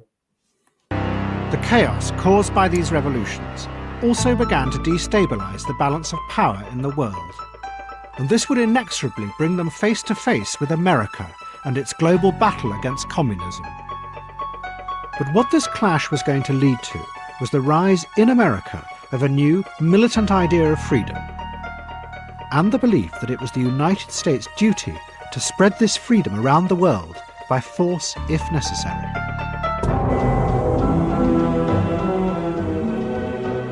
Ever since the Second World War, American governments had struggled to contain the spread of communism, and the wave of Third World revolutions was a dangerous new phase in this battle. To try and stop it, during the 1960s and 70s, American governments adopted a ruthless strategy, backing dictators and tyrants around the world who offered to contain these revolutionary forces. They did this by repressing or killing thousands of their own people.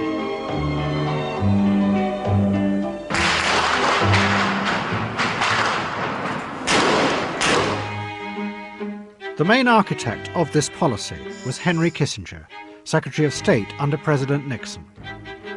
He used America's power to back dictators like General Pinochet in Chile and Ferdinand Marcos in the Philippines.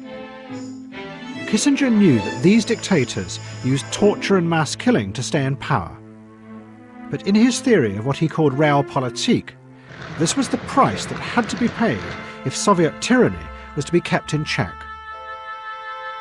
But during the 70s, a group of young radicals emerged in Washington who believed that this was wrong.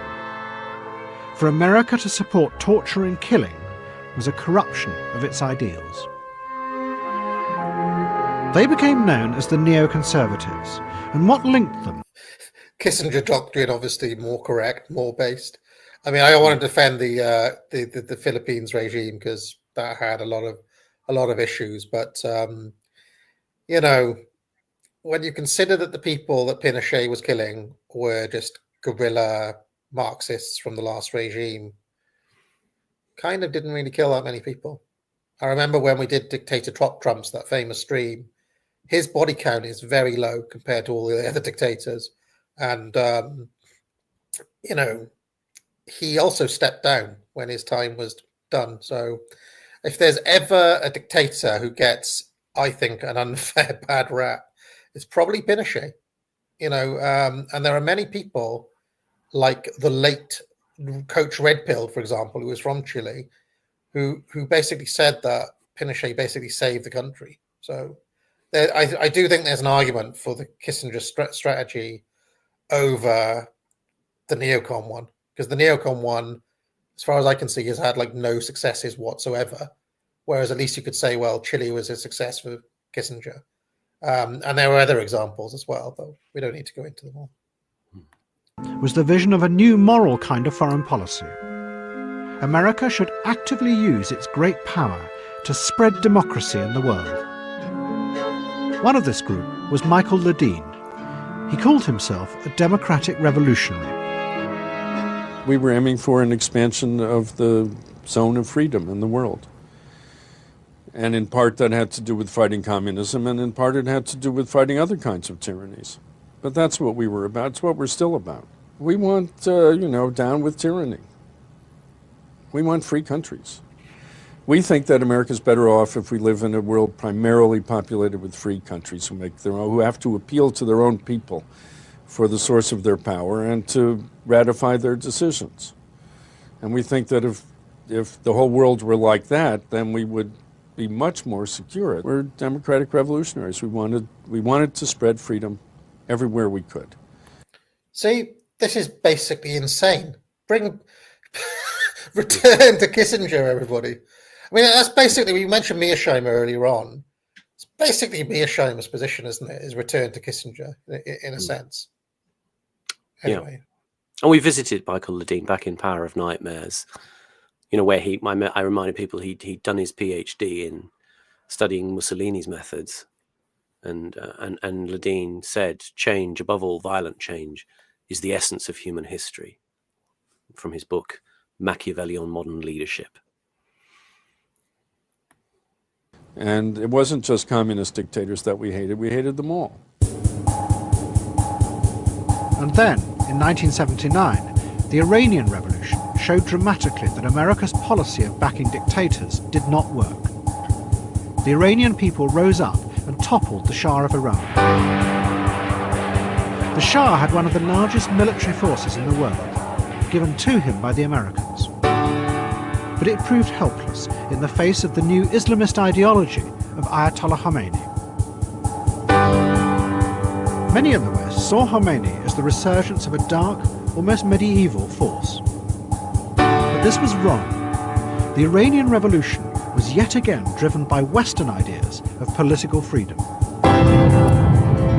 Sorry to pause it again, but Curtis had made an entire documentary about the Iranian Revolution, which I think I did solo. I think that was still when I was doing these shows solo. But that is one of the most pure applications of elite theory I've ever done on the channel. If you watch that, because it is just raw power politics at play. But when you watch that play out, but something to what, if you haven't seen that one, it's one to go back and revisit. Not one of the best Curtis documentaries, but it may be one of the better episodes of this series, if that makes any sense. The salutary lesson of the sort of socialist radicals sort of waiting almost to be handed power on a plate and being sorely disabused. Yeah, just romantic idealism being kicked in the nuts again and again by just raw Machiavellian power. Yeah. Anyway, let's go. Yeah. Behind it lay the ideas of a young Iranian teacher called Ali Shariati. Shariati is an extraordinary historical figure because he single-handedly fused the ideas of Jean-Paul Sartre and Frantz Fanon with Shia Islam to produce a completely new revolutionary ideology. And it was this ideology that lay behind Ayatollah Khomeini's radical vision of political Islam. Like so many revolutionaries, Shariati had studied in Paris in the early 60s. And he had become fascinated by Sartre's ideas of true freedom and Fanon's theories of how to use armed struggle to achieve it. Shariati translated both Fanon and Sartre into Farsi. What he added to their theories was the idea that Shia Islam could be used to give meaning and purpose to the armed struggle and the utopia it would achieve. This was a radically new interpretation. Since the 7th century, Shia Islam had been an apolitical and passive force. Its leaders, the Ayatollahs, told the people that they must not involve themselves in political struggle. They should wait patiently and endure all hardships until the coming of the true Imam.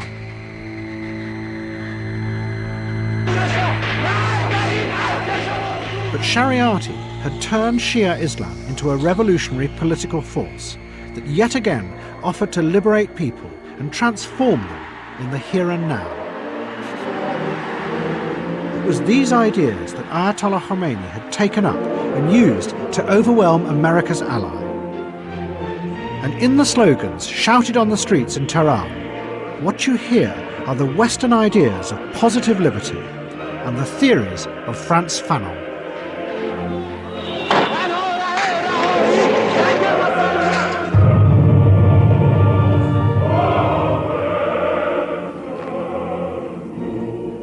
Mr. Reagan is for freedom, and he is for the people. Ladies and gentlemen, the next president of the United States of America, Ronald Reagan. You know, I have this argument with my dad a lot because, as you know, he is very against the Iranian regime and government, and was disappointed by the revolution. Let's just put it that way. But when we get down to it, right, when we've had a couple of drinks and we're about 2 hours in, I always say, but look, whatever happens, Iran as a country still exists. The people are still there. They're not being demographically replaced. They're not being decimated. And okay, there's been hardship, etc., but the country is still sovereign, and the country is still recognizably has its own history, its own culture, and so on and so forth. He never has an answer to that. And if you watch this, Dad, I want to know your answer to that question, because as horrible and as evil as the mullahs have been, they're not doing what Keir Starmer's doing here, are they? He'll have an answer. Don't worry, he'll have an answer. But and I still don't even know what the answer to that is.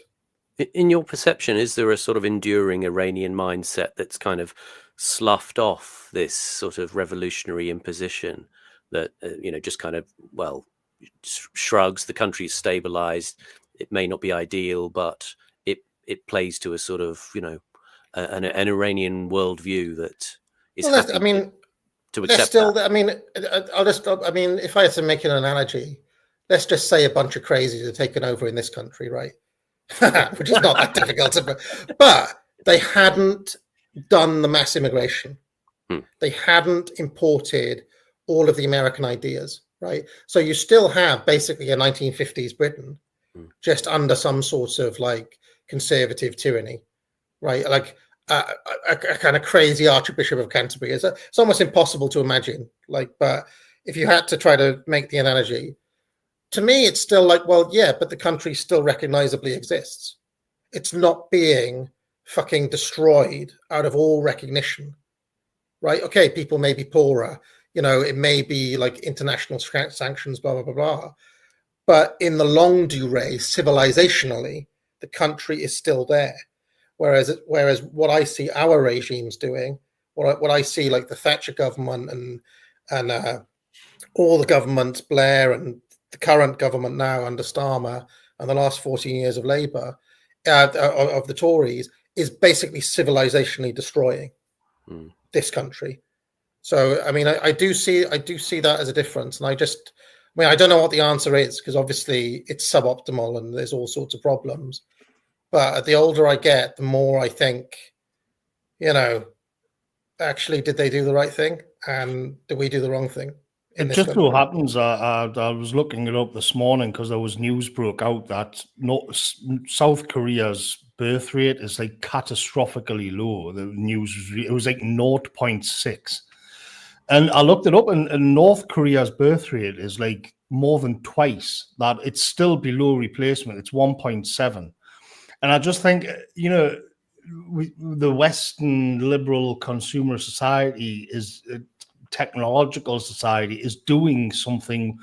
It's not just Europeans, it's wherever it exists. It's just sapping the life and vitality out of people. And I'm not saying that North Korea is like a great place to live, but even there, that kind of vitality has not been sort of leached out of them in the way that it has in the South. Like, all you got to do is look at the birth rates. Isn't that a crazy thing? The axis of evil we were kind of pumped into us when we were teenagers or whatever. Actually, they're gonna prevail against all odds. It's bizarre, it really is. But anyway, let's carry on. In 1980, Ronald Reagan ran for president. His campaign message was simple. He promised freedom at home and abroad. When he was elected, many of the young neoconservatives joined his administration, and their ideas became central to the new foreign policy. In October 1981, the new Secretary of State, Alexander Haig, announced to a startled Senate a new moral crusade by America to extend freedom in the world, by force if necessary.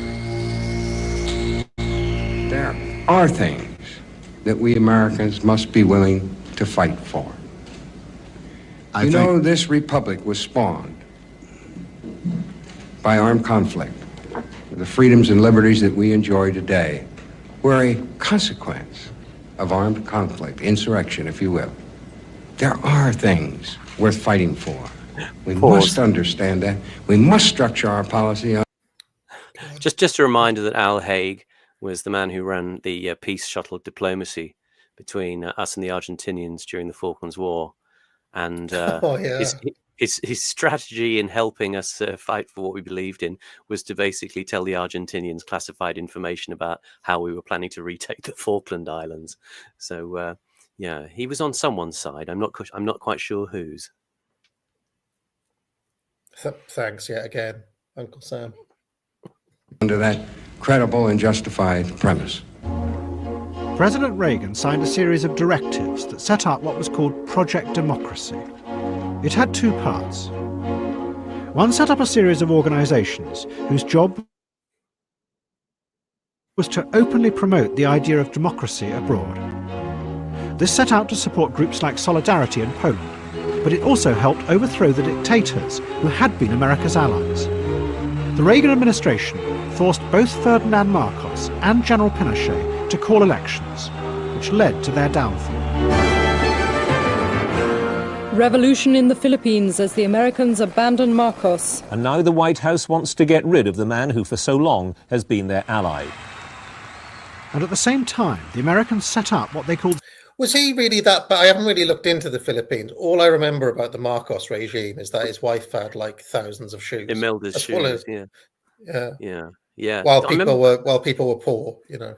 I remember vaguely at the time, obviously it was felt he was a terrible tyrant, and there was this guy, a Philippine senator called Benigno Aquino, who was waiting in the wings and fated to kind of do a kind of return of the king and supplant Marcos and usher in an enlightened democracy. I think we see a clip of him. He was a classic example of literally when he got back to the Philippines, he got off the plane, a guy just walked up and shot him in the head. So, right, okay. They all end the same, these stories. Schools for democracy to train the new politicians in these countries. But the democracy that the Americans wanted to create was deliberately simplified. One of the ideologists who inspired Project Democracy, Samuel Huntington, who would later become famous for coining the phrase the clash of civilizations, made this clear. It was a modest form of democracy, he said, where the people are allowed to vote, but nothing else is changed. The wider ideas of democracy, of redistributing land and wealth and creating equality, must not be tried, because that can only be done through coercion. And following the logic of Isaiah Berlin, that would inevitably lead to tyranny. And this is exactly what did happen. Democracy came to the Philippines, but real power simply shifted to a new set of elites, and the vast inequalities and the corruption remained unchanged. It was a modest kind of freedom.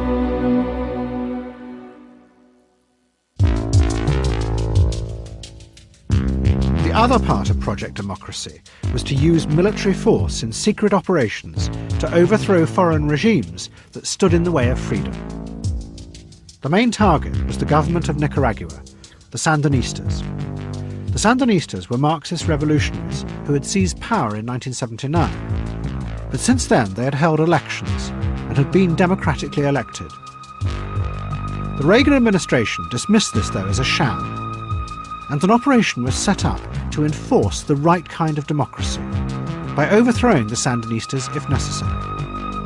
The man in charge was a leading neoconservative, Elliot Abrams. What we seek is democracy in Nicaragua at peace with its inhabitants and with its neighbors. That might not require a change in the government. What it requires is a change in the policy of that government at the very least. You want them to surrender to the United States definition? We want them to stop subverting their neighbors and repressing the people of Nicaragua. Now, does that require the overthrow of the government? Well, It doesn't if they change their behavior. And that's the question. What do you need to do to get them to change their behavior? The answer is pressure. The Americans started funding and training a counter-revolutionary army called the Contras. But there was enormous political opposition in the United States. And to get round it, the leaders of Project Democracy set out to frighten the American public. An agency called the Office of Public Diplomacy was set up that disseminated what was called white propaganda. It produced dossiers and... Do you know what has to make me laugh? We're so far away from democracy just being the idea that people vote for their leaders. It's just like, I mean, what possible definition of democracy is this? You know. And again, it's another kind of sort of think tanky name, isn't it? The sort of kind of meaningless, you know, or the Organization for Public Democracy or something like that. It's another sort of classic Bernays kind of hand on the scale. You know, and that American, Elliot, whatever his name, you know, I mean, pure mafia, isn't it? You know, lovely country you've got here. Be a shame if something were to happen to it. People are saying that the farmers are blocking Dover port, so that's exciting development. So anyway, let's carry on.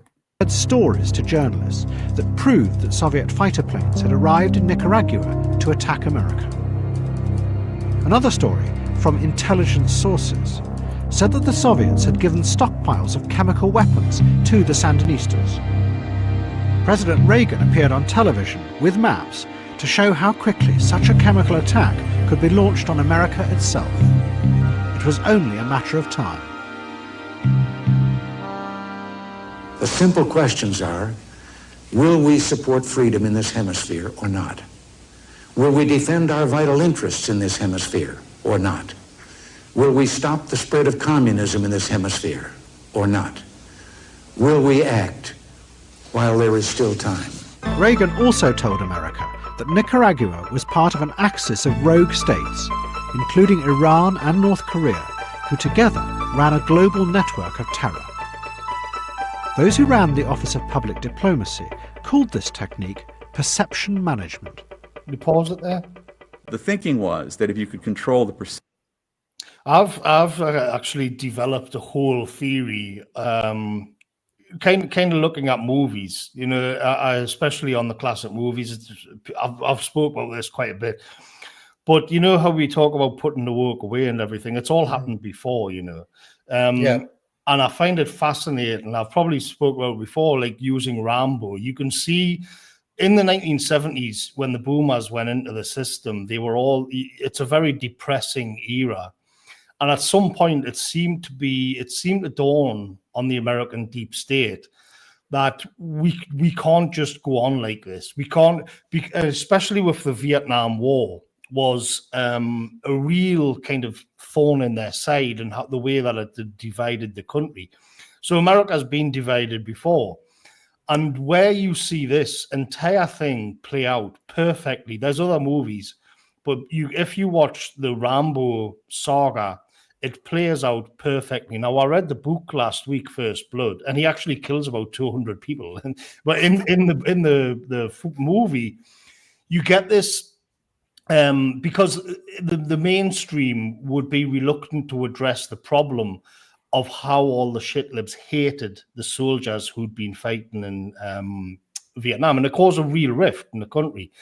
And what you get with First Blood is very interesting. Again, you can apply this to a degree with Alien. You can certainly apply it to the Rocky movies as well.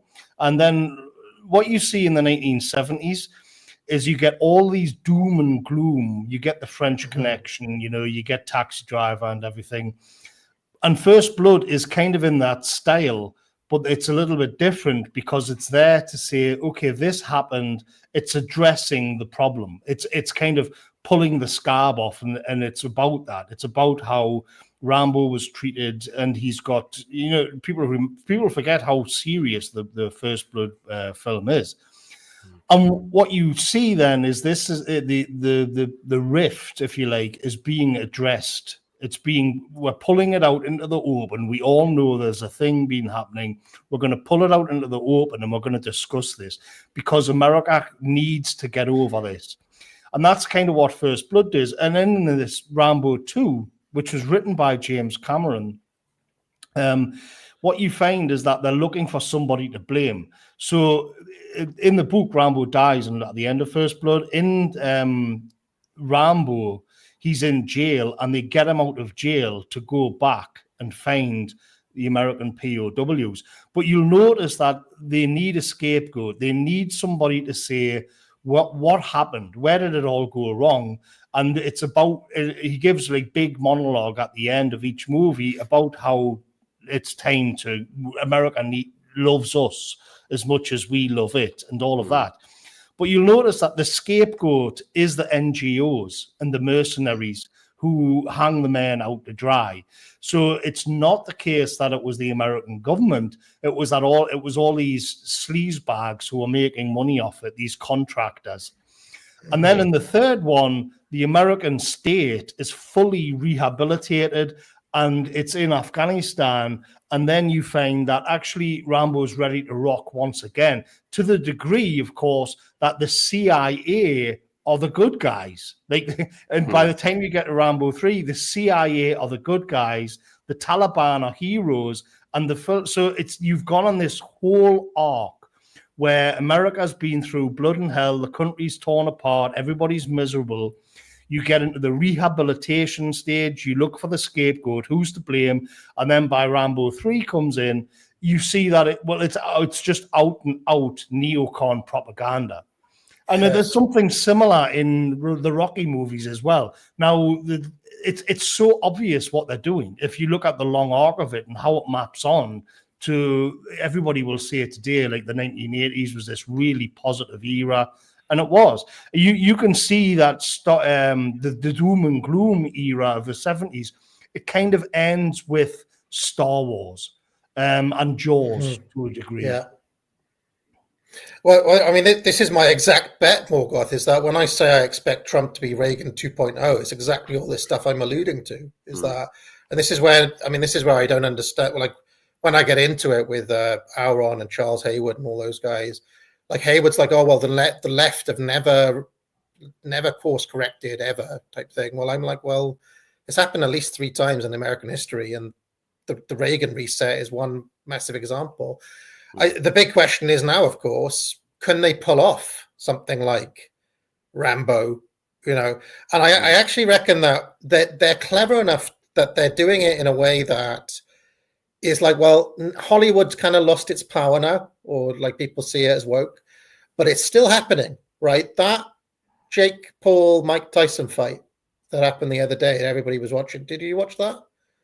That was like, they're literally bringing the Reagan era Hulk Hogan and Mike Tyson, like they're bringing them back. They're old, right? But they're bringing them back. And there was something in that. Everybody watched that fight that went on, and people are like kind of plugging back into bits of the system, and slowly but surely they're finding a way. They're doing it through social media. They're doing it in a, it's not Rambo movies anymore. It's these other types of events. And I wonder if they just might pull it off, I feel like they might. It's a really interesting arc there, and what Morgoth describes about that inflection point sort of at the end of the 70s, that you get with things like Rambo and like you say with Alien, where there's an awareness, a dawning awareness that people have been the sort of patsies of techno capital, and that, he's got that great line in his final speech in First Blood, over there in Vietnam, I'm in charge of $1 million machinery, and here I'm, nothing. And you sort of see some of that persistence of that distrust of government going on into the early 80s. You see in things like Ghostbusters, where the sort of the government environmental authority is still kind of the enemy, I mean, what's clever about First Blood is that it's kind of a civil war between conservative America. Because you have to remember the reason why Teasel and the town is conservative. They definitely vote. They're definitely right wing. They definitely vote Republican, and he gives Rambo a hard time at the start because he thinks he's a hippie.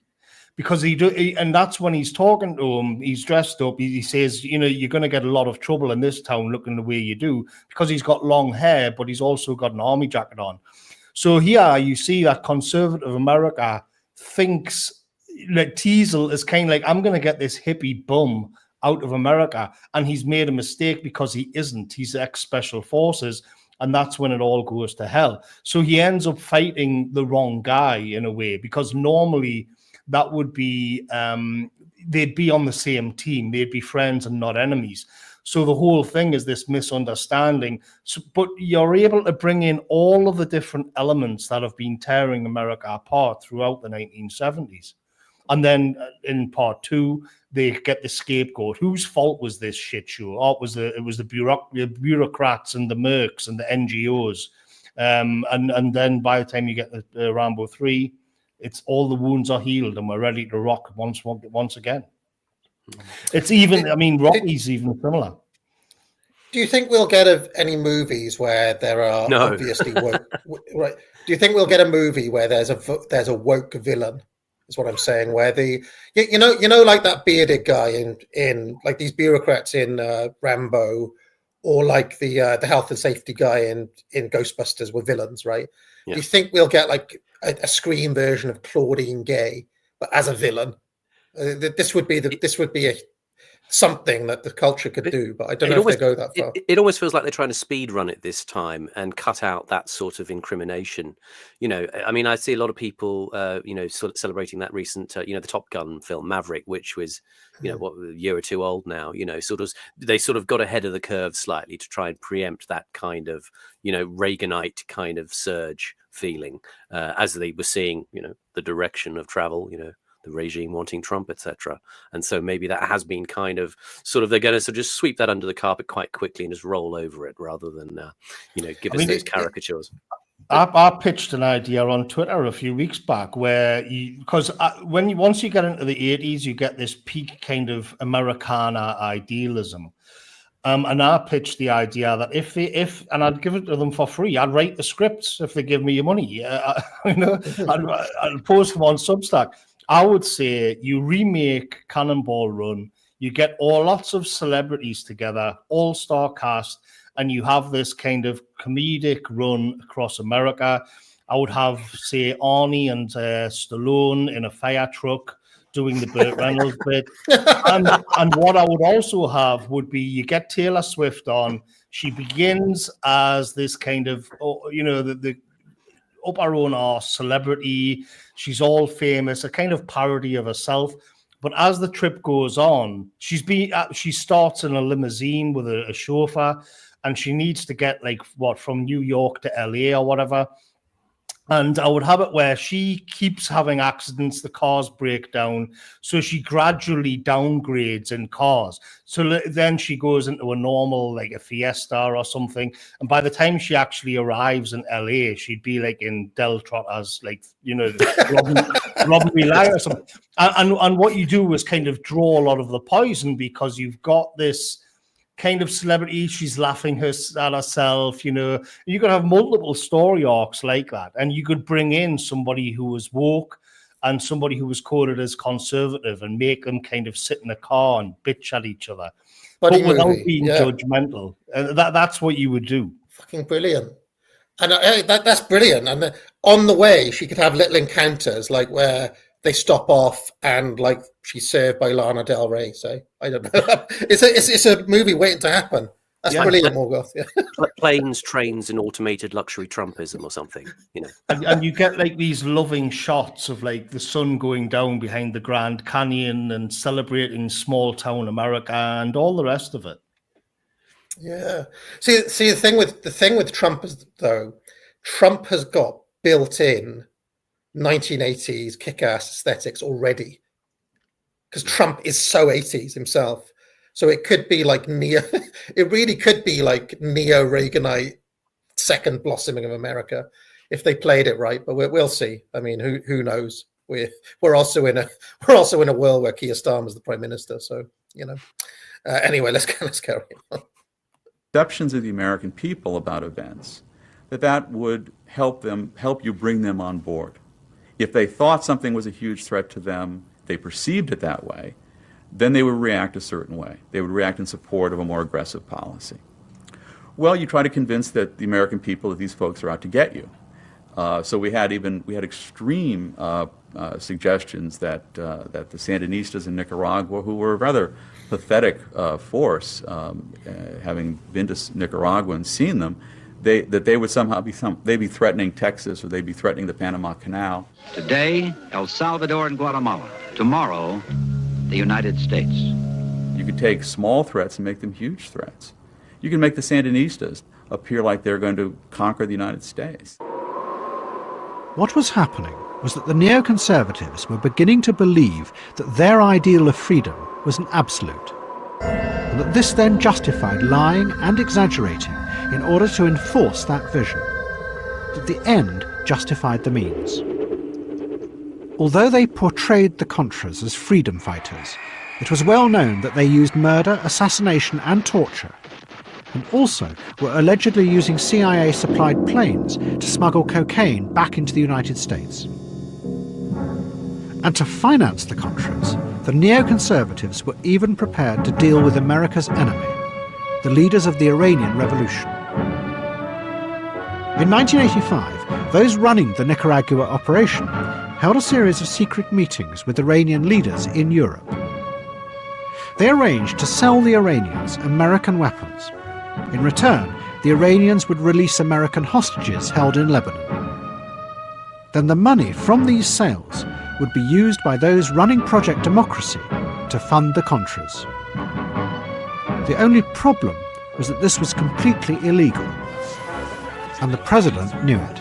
Is that right? Okay, We're going through channels we can't discuss. When are you going to come back and see us again, sir? Soon. When are you going to see us? Let's have another press conference. Did the vice president object to this plan in Iran, Mr. President? You said that Schultz and Weinberger didn't. Did the vice president? No. What was beginning to emerge was the problem with spreading the ideal of freedom around the world. To do it, those leading Project Democracy had turned not just to manipulation and violence, but were beginning to undermine the ideals of democracy in America, the very thing they were trying to create abroad. It was the corruption of freedom that Isaiah Berlin had warned of.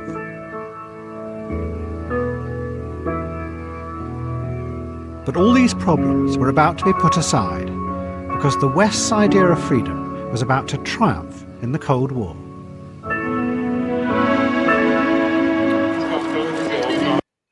Sorry to pause it again, but I'll just mention that the essays by Stryker on what's his name, Joseph Jordan on Substack, on how the end of the Cold War flatters the Americans and basically like covered up all these problems.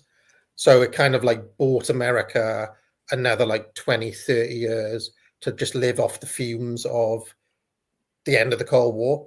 It's very, very interesting essay because many of the chickens that have been waiting to come home to roost, like, you know, have started to land during Biden's presidency. It's well worth reading anyway. I'll just direct you towards that.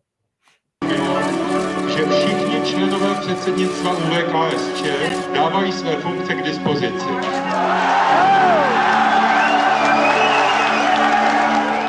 In 1989, across Eastern Europe, the people rose up to overthrow their communist leaders.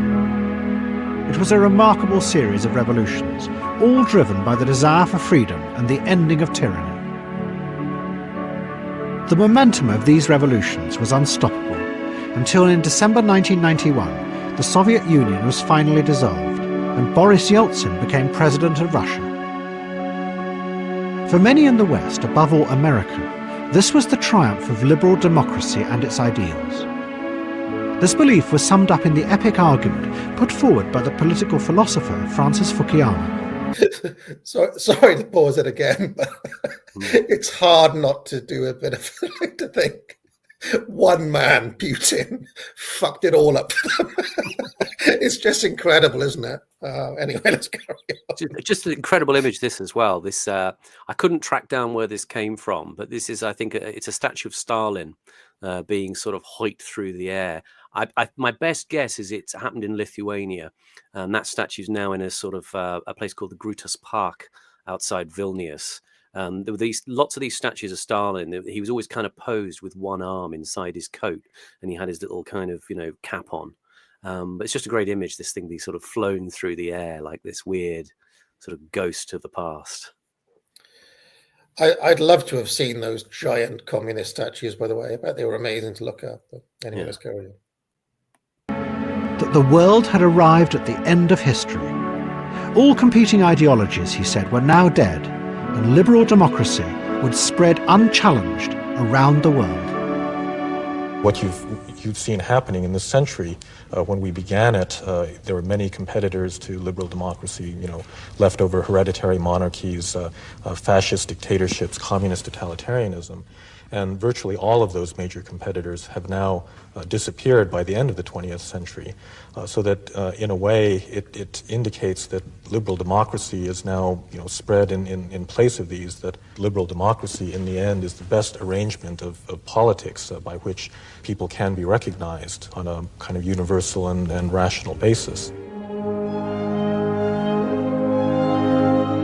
Out of this was going to come an epic revolutionary attempt to reconstruct the world. The aim would be to create a utopia based on the idea of negative liberty. It would be a world in which all individuals would be free to do what they wanted without coercion by elites or tyrants any longer. It would be the triumph of Isaiah Berlin's idea of freedom, and it would begin in Russia.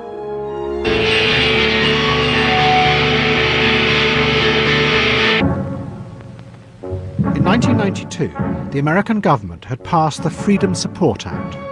Its aim was to help Russia reconstruct itself. Along with millions of dollars of aid came a group of young American advisors, economists and political theorists, who had a radical vision of what was necessary. They called it shock therapy. The aim was to remove all state control over the Russian economy at a stroke. All price subsidies would be removed, and all state industries privatized overnight. Their leader was a Harvard economist called Jeffrey Sachs. We have the best hope right now, the best reformers, the most westward-looking leaders in this country, but there are people around that want to close up. Hold on, is that? Yeah, it is. Yeah. Yeah. Fucking hell. Right, I didn't realize that. And that may explain why he's so passionate about Russia. I didn't know that was him. Fucking hell. That are the xenophobes, that are the extreme nationalists, that believe that the West has stabbed this country in the back. There are real possibilities of political disaster lurking here. It's not a matter of days, but it is a matter of weeks and months, and the people must have hope. The Americans allied themselves with a group of young radical free marketeers around Yeltsin, and together they drew up a plan. Underlying it was a theory of how to transform society by creating new human beings. So hold on a sec. If I'm to understand this correct, because this is one of the darkest fucking periods ever for Russia and possibly in all of history. This is so dark what happens in Russia. Did Jeffrey Sachs just be like, shit, what have I done? And like, is that why he has the positions he does now? Has he done like, did he have like something like sword, road to Damascus moment where he was like, yeah, actually Putin's great and I fucked up your country. Sorry about that. It would weigh on the conscience, wouldn't it, a bit? Amplified the misery of these people who'd lived for decades in misery. I never knew this about Jeffrey. It's kind of mind-blowing to me. But anyway, let's carry on. As last week's programme showed, it was the same theory that lay behind the rise of what was called market democracy in Britain and America in the 1980s.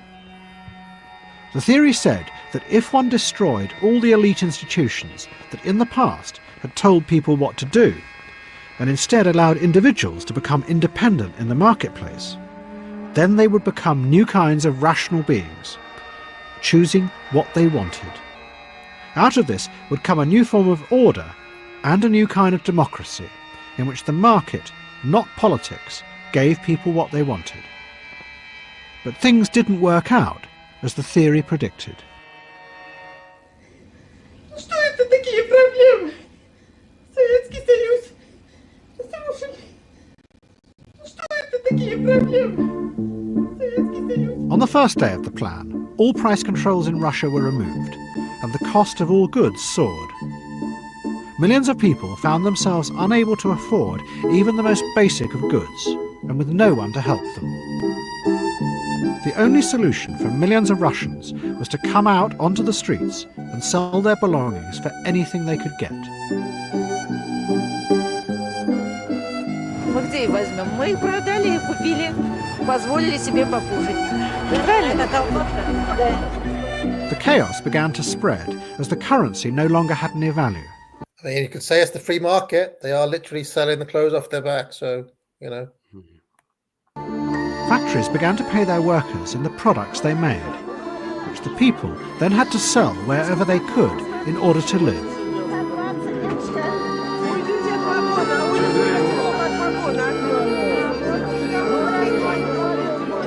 Then the privatization plan kicked in. Every Russian was given vouchers to buy shares in the privatized companies. But desperate for cash, they simply sold their vouchers to ruthless businessmen for a fraction of their worth. And a new elite began to emerge who snapped up vast sections of Russian industry. They became known as the oligarchs. Faced with this, the deputies in the Russian parliament began to protest against what they called economic genocide. It led to chaos and violence inside parliament. And in the face of this, the group of reformers around Yeltsin persuaded him he had to suspend parliament. С сегодняшнего дня прерывается осуществление законодательной, распорядительной и контрольной функций Съезда народных депутатов и Верховного Совета Российской Федерации. This is why I've said so many times that people have to understand that even if Putin did nothing else, he'll surely go down in Russian history as a great, just because he rescued the country from this bullshit that we're watching here. I mean, it's just extraordinary what they did to that country after communism. The deputies occupied parliament. Yeltsin's response was brutal. He ordered the army to attack. The deputies were arrested, and Yeltsin announced that he would now rule by decree. Shock therapy continued, but in future, people were going to be made free through force and dictatorship. But what actually happened is that Yeltsin became the creature of those with the real power in the new Russia, the oligarchs. In return for loans, Yeltsin gave oligarchs like Boris Berezovsky the rest of Russian industry, sometimes at less than 2% of its real value. And then, in 1998, the experiment came dramatically to an end. Russia's economy is out of control tonight, and it's causing an international financial crisis. Huge queues in Moscow, there's a run on the banks, the ruble's lost nearly half its value, and prices are soaring. I found them frightened, baffled and angry. My money, she says. They won't give me my own money. What shall I do? I called Smolensky, the head of the bank, but his secretary said he wasn't in. It's horrible. The days of economic reform seem to be well and truly over here. Out of this economic catastrophe, a new order emerged. But it wasn't the spontaneous order dreamt of by the free market utopians. It was the very opposite, a harsh, tough nationalism imposed by the new president, Vladimir Putin. Putin arrested or exiled the major oligarchs and set... What a hero. I mean, just basic hero. It's about dismantling many of the democratic freedoms in the new Russia. But this was welcomed by the majority of Russians, who now wanted order, not freedom. The people are interested in getting their wages paid in time. They want electricity back into their homes. Many of them are disillusioned in democratic values, don't care about freedom of speech, freedom of press, many other freedoms. funny because it goes back to what we were talking about at the start of the stream, wasn't it? About, do people really want freedom, or do they want those other things, the security and the stability and order and all the rest of it? And this is what Curtis has confronted leftists with explicitly. He said to them, do you really want these radical revolutionary moments, or do you just want the system to buttress you a little more against, the sort of economic volatility of the current world?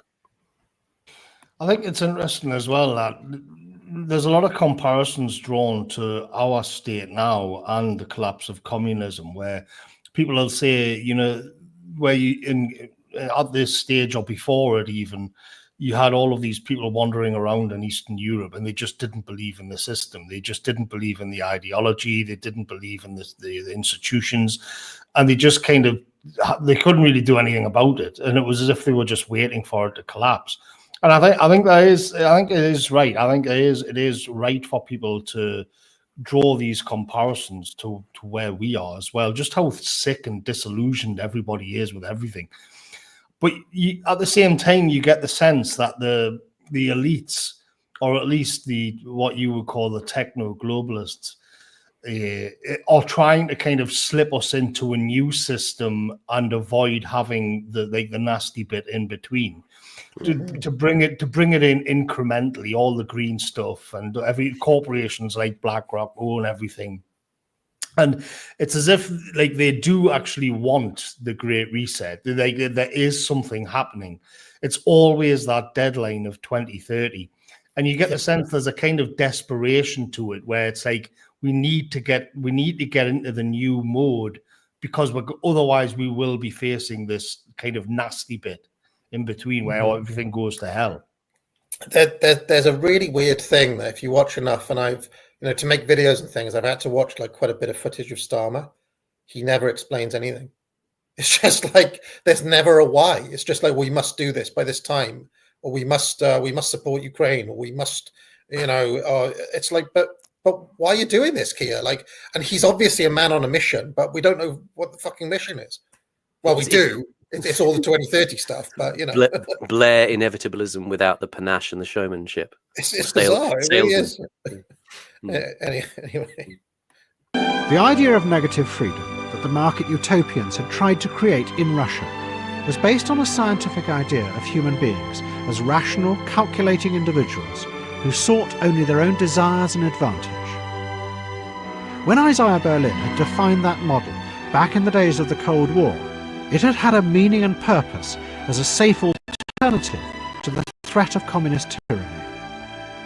But now, in this new world, the grandeur that Berlin had given it fell away, and negative freedom was being revealed as the limited idea it really is.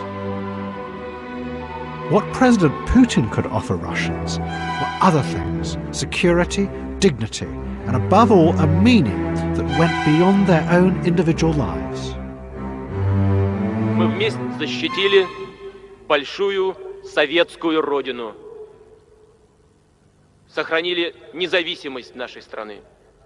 Мы привыкли побеждать. Эта привычка вошла нам в кровь, стала залогом не только военных побед. Еще не раз она выручит в мирной жизни. Pause. You'll notice that Putin's offering pretty much MAGA, Raga. Yeah, pretty much. Yeah, he is. Or whatever it will be. It's a very Trumpian speech. Yeah. Yeah. Very interesting. Yeah. It's kind of, it's amazing we can look back on this in retrospect, because he is number one villain for the regime at the minute, Putin. So it's interesting, to say the least. My analysis on Putin has always been the same. If I was Russian, I would absolutely love him. Didn't it come down to sort of basic things like he managed to kind of save the pensions in Russia? Wasn't that a thing a few years ago? Yeah, he'd just actually been economically competent, I mean, I don't want to be all line go up, but just look at the GDP graph, and they were absolutely on their arse in the 90s, and he just turned the country around in the space of 10 years. And the West lied to him, and we know that we don't need to go into the ins and outs of it.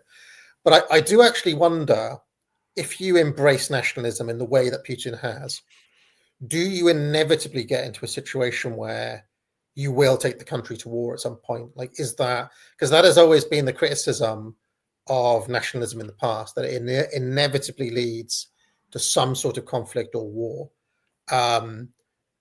You know, possibly in a world where you have the quote unquote liberal order, because the liberal order just cannot tolerate it, cannot tolerate a major power being nationalist in that way. So it's going to come to clash. And I mean, it's playing out the same way. I mean, it's like, I remember when I was reading through that book, the Britain's Blunder book, it was uncanny sometimes. I mean, what our government doing now, what the Starmer government is doing now, and what the Tories were doing as well, is an exact replica of basically what the Churchill playbook, trying to drag the Americans in, you know, being like belligerent in the face of all reason. It's all the same playbook all the time. Anyway, let's carry on. But at the start of the 21st century, there was going to be one more heroic attempt to spread the idea of negative liberty around the world. And one of the central figures in this utopian mission was going to be the British Prime Minister, Tony Blair. Right. Good morning, everyone. Now, in a moment, Michael's going to talk to you about... When New Labour came to power, they had tried to apply the simplified economic model of human beings to all areas of society. And the Prime Minister's just that guy Michael that he's talking about there, that's now Sir Michael Barber. He was Blair's kind of advisor on delivery. He's now Keir Starmer's advisor on delivery. I think he just looks the sort of embodiment of the kind of bloodless technocratic creep that exists in the civil service. Press conferences became an endless procession of graphs and tables proving that the government was meeting its performance targets. This was the politics of negative liberty, trying to give people simply what they wanted. These are superb visuals, by the way. Literally, our man Tone doing his managerial, like literally just doing managerialism, doing a presentation of boring graphs, whereas the Russians make Russia great again. You know, this was peak Tone. This was 2003. Yeah, peak Tone. But Blair believed that politics could be more than this. He had read Isaiah Berlin's lecture on the two concepts of liberty. And after he came to power in 1997, Blair wrote a letter to Berlin. In the letter, Blair asks Berlin whether it is possible to go beyond the narrowness of negative liberty. The limitations of negative liberty, Blair wrote, are what have motivated generations of people to work for positive liberty, despite what happened in the Soviet Union. Surely, he asks Berlin, just because socialism has collapsed, it doesn't mean that the left can't have the confidence to fight against authority, intolerance and hierarchy and build a more equal society. Isaiah Berlin was on his deathbed and never replied. But what Blair was asking him was whether it was somehow possible to combine the two ideas of freedom. And this is what Blair was going to try and do, not at home, but abroad. It began in Kosovo. In 1998, Blair helped persuade the Americans to join a NATO bombing campaign of Serbia. The aim was to force President Milosevic to stop the ethnic cleansing by Serbian troops. For President Clinton, it was a short-term humanitarian mission. But Blair saw something far deeper. It was the beginning of a new, universal principle that should be applied across the world. In the modern interconnected global society... So sorry to pause it again, but this aspect of Blair is somewhat underrated, because Blair is not just a neocon. He's like kind of like psycho level. Like he's almost like John Bolton or something. He's never seen a thing he doesn't want to bomb. And I remember the essay on it was by Christopher Hitchens, I think it is. It's called Tony Blair Neoconservative or Tony Blair Neocon. Well worth reading that essay. I remember I went to, around this time, I went to a talk given by Hans Blix. Do you remember that weapons inspector, Simon? Right? Hans do you remember Blix. Hans? Yeah, do you remember Hans Blix? Yeah. And Hans Blix was like going. I mean, this was like, you know, Oxford Union talk, and right the way through it, he was like, "Yeah, it was Blair. It was Blair who was trying to persuade George Bush to do this. It was Blair who wanted to do that. It was, you know, some of them in Washington were a bit reluctant to go along with this or that. It was Blair who shoved it through." And he was always very pro doing this sort of thing, in a way more than some of the Americans were. So that's a little bit underrated, I think, in the general schema of things.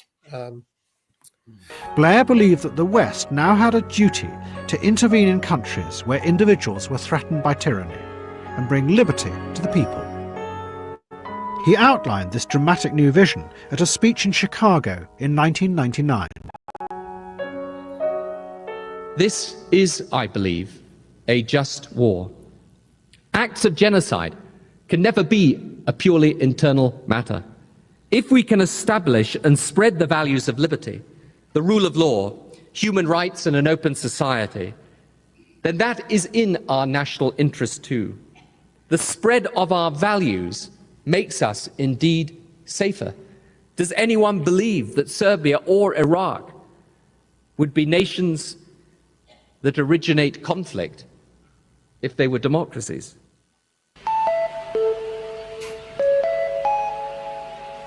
It's just the irony. We're a democracy. We must fucking go to war so these other countries don't start war. It's just kind of... Anyway, let's carry on. But it was the events of September the 11th that would transform Blair's principle into a revolutionary attempt to remake the world and bring freedom to millions of people. The kaleidoscope has been shaken. The pieces are in flux. Soon they will settle again. Before they do, let us reorder this world around us. I believe that this is a fight for freedom. From the deserts of northern Africa to the slums of Gaza to the mountain regions of Afghanistan, they too are our cause. At the same time, the September the 11th attacks had brought many of the democratic revolutionaries from the 1980s back to influence in Washington. Just a total fucking lunatic. Just a lunatic. And then this is the thing that's always kind of fascinated me with Blair, is that, you know, he's both Machiavellian and a complete fucking Fruit Loop. It's like, I mean, that speech there could have been... Do you remember that Bond film with Hugo Drax? Is it Moonraker? Like that's almost like the speech that Hugo Drax gives at the end of that. It's just mental. Anyway. They and Blair now came together to try and spread democracy to the Middle East. And just as in the 80s, the same techniques of exaggeration and fear were employed to persuade the American people to back this. And Tony Blair found himself facing the same problem. Although he appealed to the British people to trust him in this radical vision, he now governed a society that distrusted politicians. As this series has shown, the simplified model of economic democracy was based on the theory that everyone, including politicians, were only driven by self-interest. And that idea had by now spread through the culture. Faced with this distrust, Blair employed what many saw as exaggeration and distortion. Perhaps he believed it was the only way to achieve his moral vision. The ends justified the means. The read we get on the people of Iraq is there's no question but what they want to get rid of Saddam Hussein, and they will welcome as liberators the United States when we come to do that.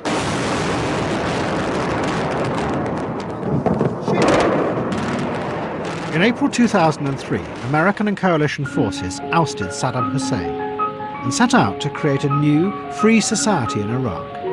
And to do so, they were going to use the very same technique they had used in Russia, shock therapy. USA, good, freedom, USA. Thank you. Yes, good. The head of the Provisional Authority, Paul Bremer, arrived in Iraq with a plan drawn up by a radical group of economists that was even more extreme and more utopian than had been tried in Russia. The people were to be liberated from all forms of state control, and Bremer immediately set about sacking all members of the Ba'ath Party who had run Iraqi society. It was a dramatic revolutionary move. Overnight, the Americans destroyed the civic structure of Iraqi society. But instead of trying to create new institutions, Bremer's plan then set out to engineer the perfect market economy, which the Americans believed would then automatically create a new democracy. All industries and public services were to be privatized immediately. The country would then be thrown open to international corporations, who in return for investing could take 100% of their profits out of the country untaxed. Only one of Saddam Hussein's laws remained, the one that restricted trade unions. Out of this was supposed to come spontaneous order. What resulted was chaos.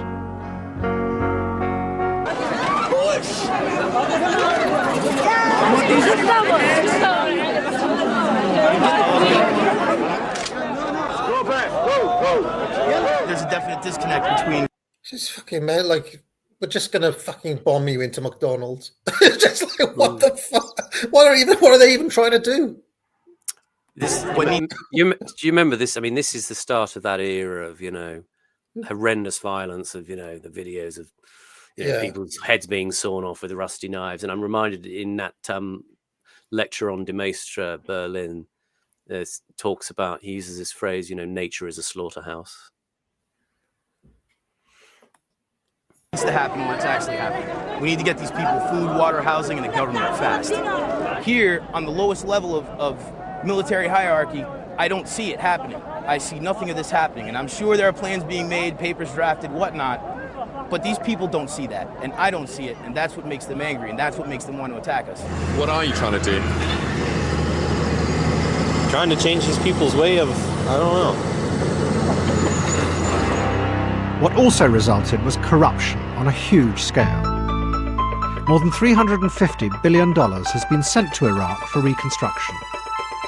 Audits completed so far show that over 10% of the money has disappeared or been siphoned off by American corporations in corrupt overpricing. Then the Americans announced that the new Iraqi constitution would be written by a governing council whose members would not be elected, but would be chosen by the Americans themselves. The most senior figure in the Shiite community, Ayatollah Sistani, then issued a series of fatwas that stated that this was not real democracy. Sistani quoted the principles behind the French Revolution, the idea of a social contract between the people and their rulers. Here we go again. It's just never ends. What the Americans are imposing, he said, is a limited, narrow form of democracy that ignores this basic principle. He called on his followers to protest, and he warned that unless the Americans allowed real democracy, the very opposite would rise up to fill its place, an anti-democratic Islamism. We want to express about our opinion. It's the democracy in Britain and Australia. We've never had democracy before, this man says. Don't we deserve it? But Sistani was ignored, and the insurgency began, led by many of the men the Americans had sacked. What was happening in Iraq was the strange logic of the attempt to impose the idea of negative liberty by revolutionary means. Just as in Russia, this narrow conception of freedom was unable to deal with the complexities of a society composed not just of individuals, but of powerful groups driven by conflicting ideas of nationalism and Islamism. And in the face of that failure, the Americans began to turn to violence and torture to try and enforce their kind of freedom.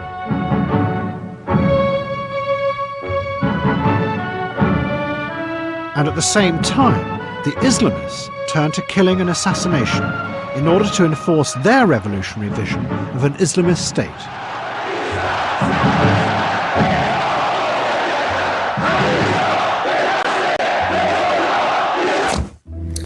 Meanwhile, the local butcher's like, yeah, back to Saddam, please. We were better off. I mean,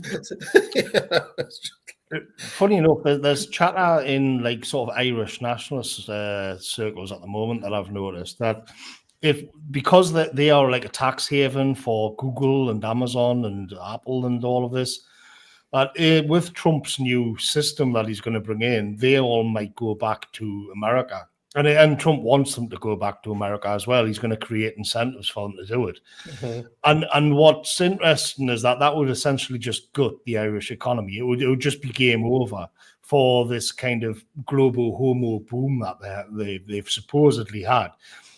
And I've seen a lot of them saying that's fine. Just let them go. We will go back. It goes back to what I was saying earlier in the stream. And there was a John Waters even wrote a book where he was criticizing the path that Ireland had taken, and it was just called "Give Us Back the Bad Roads," where it was like, yeah, we get it. We've got all these corporations, it's tax haven, and people have got money sloshing around, which they haven't, as it turns out. But all of the negatives are just too much. The mass immigration, everything being corrupt, and the people can't afford to get on the house, and all of this. And so there's a kind of, again, something in the air which is saying like, well, yeah, the 1980s were better. We will just go back to being what we've always been, which is poor, and that's fine. I've seen quite a lot of that sentiment. Very, very, very interesting indeed. I mean, I only went to Dublin once. It was for like a stag do. I remember we stopped for like a coffee or something, and it was this was a few years back now. And it was like just like one, I like a flat white. It was like one flat white, 11 euros. I was like, what? Yeah, for one coffee. I couldn't believe it, and that was like before COVID as well. So is this the sort of first Celtic Tiger boom in the sort of early mid 2000s that kind of left a lot of people kind of overextending themselves with credit and lots of building projects half finished and hollowed out when the credit crunch happened? Yeah, well, I mean this was after the credit crunch, but before COVID. So, right. But yeah, I mean Ireland got hit pretty hard by the credit crunch as well, famously. And the revolutionary attempt to create negative liberty abroad was also transforming freedoms in Britain itself. Your democratically elected governments continuously perpetuate atrocities against my people all over the world, and your support of them makes you directly responsible. You see, there's this weird thing where, like, that Iraqi guy being like, we were never asked, but we're also sitting here being like, well, we were never asked about any of this shit. They just, I mean, this is, again, populist illusion, friends. There's just the idea that people have a say in any of this stuff is ridiculous. I still don't, but I never, ever, even back when this was happening, obviously I was a grown man then, and I used to observe this, and I could not understand the invade the world, invite the world sort of logic at all. I still can't. Where I was kind of thinking, look, if you're going to wage all of these wars on the Middle East and whatnot, that's one thing. But if you're going to do that and then invite them all into the country, I just found it insane, absolutely insane, just crazy. Yeah. July 2005, Islamist terrorists who claimed to be responding to Britain's policy in Afghanistan and Iraq bombed London. Blair's response was to push forward dramatic changes to the law. He saw it as an opportunity to reinforce in a much wider way the specific ideas of negative liberty. Blair believed that the criminal justice system protected the accused at the expense of the innocent law-abiding individual, and that should be changed. The fundamental dilemma is this: how do we reconcile liberty with security in this new world? When a crime goes unpunished, that is a breach of the victim's liberty and human rights. When we can't deport foreign nationals, even when inciting violence, this country is at risk. Let liberty at last stand up for the law-abiding citizen in this country. Pause. This is the bass Blair bit, by the way. Let's just savor that moment. Tony Blair saying, "When we can't deport foreign nationals inciting violence, contrast with now." Well, I've told people many times, he was the first person to say we need to leave the European Convention on Human Rights. He said it back then in this moment because, like, it's connected. You can see how it's directly connected to his foreign policy here. It's like, well, suddenly he needed to kind of quote unquote get based at home as well to deal with it, to deal with a lot of this stuff. And you see, this was what I was saying before, is that if somebody like Blair got back in, you might actually end up getting some more of the stuff that you want. I thought that Starmer might be it, but well, fucking hell. That turned out not to be true, didn't it? But, anyway. Starmer's the AI version of Blair. Well, I don't know about that. I feel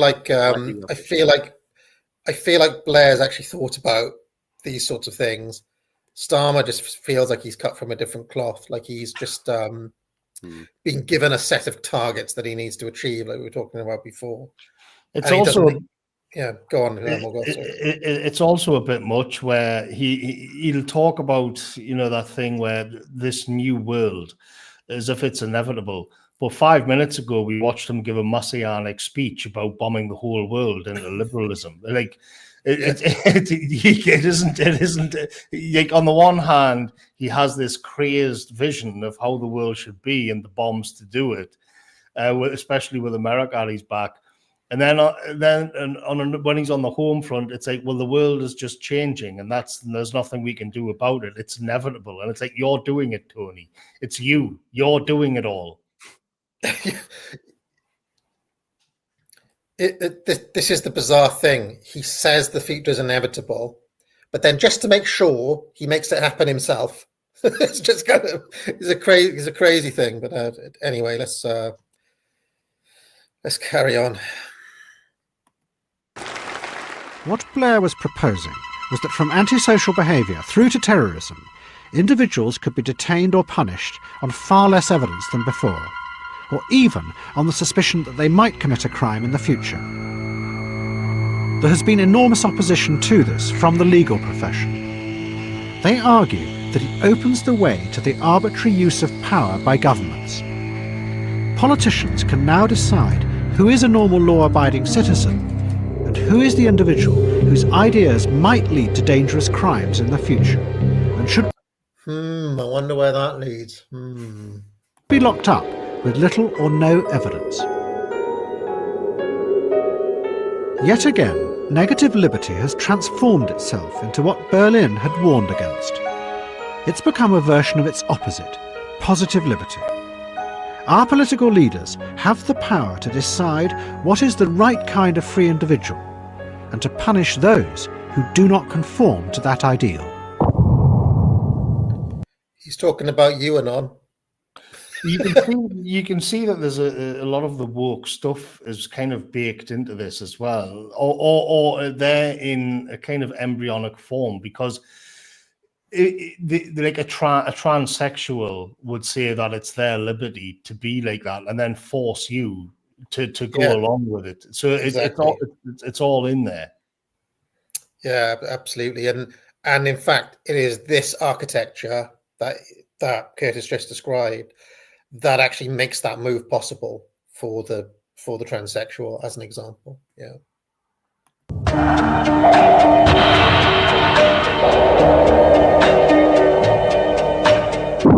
But there is one thing that makes our freedom today different from positive liberty. Positive liberty is driven by a vision that freedom is for something. The freedom to do or to become something new, out of which a better world will come. Negative liberty has no such vision. It isn't for anything.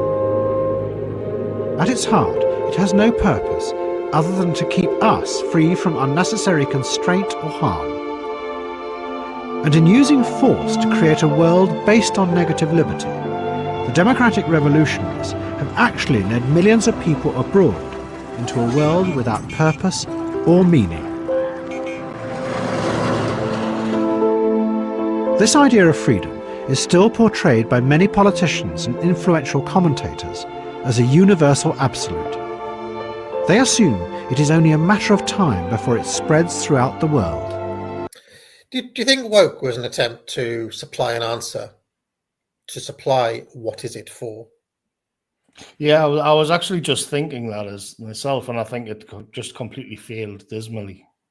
Yeah, just an atrocious effort, bad effort, F minus or whatever. But at least they were trying to give an answer. But then I have also seen other people argue that even the woke don't really have an end destination. It's like communists had an end state they were trying to get to, but the woke doesn't really. It's just kind of about like kill Whitey or whatever. You know? Curtis had a sort of final quote about this, actually. Yeah, he said about this sort of system based on, you know, objective power of numbers, etc., from which it starts. He says, "I'm not trying to say that it's terrible or it's wonderful, but pull back and you'll see that just as in the Soviet Union, where you had Soviet man, we are the equivalent of that simplified view of what humans are. It's an ideological construct. In Pandora's Box, I made a program about the Soviet Union and the idea of the plan. The plan became mired in the technical processes, so managing that idea ended in absurdity. I would argue that we're mired in the same thing, that by taking an optimistic idea that takes a pessimistic view of human nature through managing it has increasingly trapped us into a technical process where you manage the feelings of the individual." So maybe woke was just that. It's not even, doesn't even rise to the level of being an end vision. It's just a technical process of perception management. Yeah. Systemic tick, yeah. But imagine that. Imagine you've bought into that. Your identity is literally just a managerial process.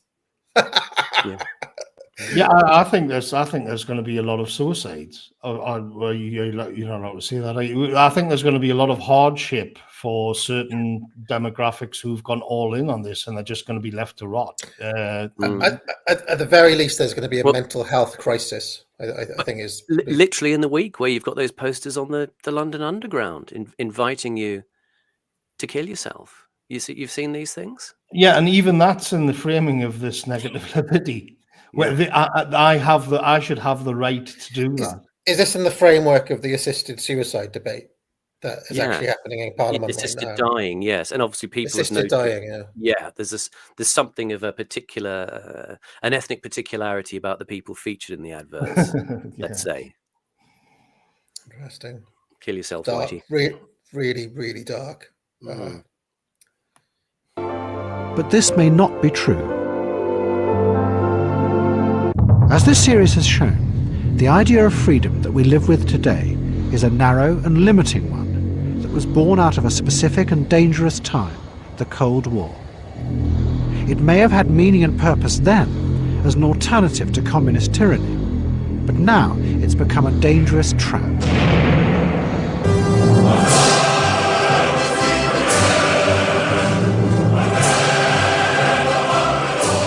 Our government relies on a simplistic economic model of human beings that allows inequality to grow and offers nothing positive in the face of the reactionary forces they have helped to awake around the world.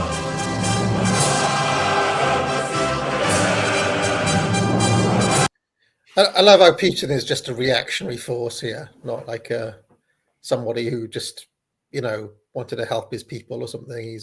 He's a reactionary force. But, I do love the dramatic effect of there where he just looks up, because now we've kind of come to the brink of nuclear war with them. And what is this, like 17 years old or something?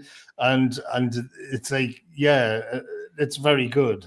Like, look, obviously I don't think Curtis would have known where all of this was going to lead. But it was very, very ominous there, the eyes kind of raising up, and it's like, yeah, I'm going to bring it all down. Yeah. Curtis knocked it out of the park here. I really thought this, The Trap is one of his absolute best ones. But this one, I mean, like we were saying with the previous one, some aspects of it have aged, a little bit.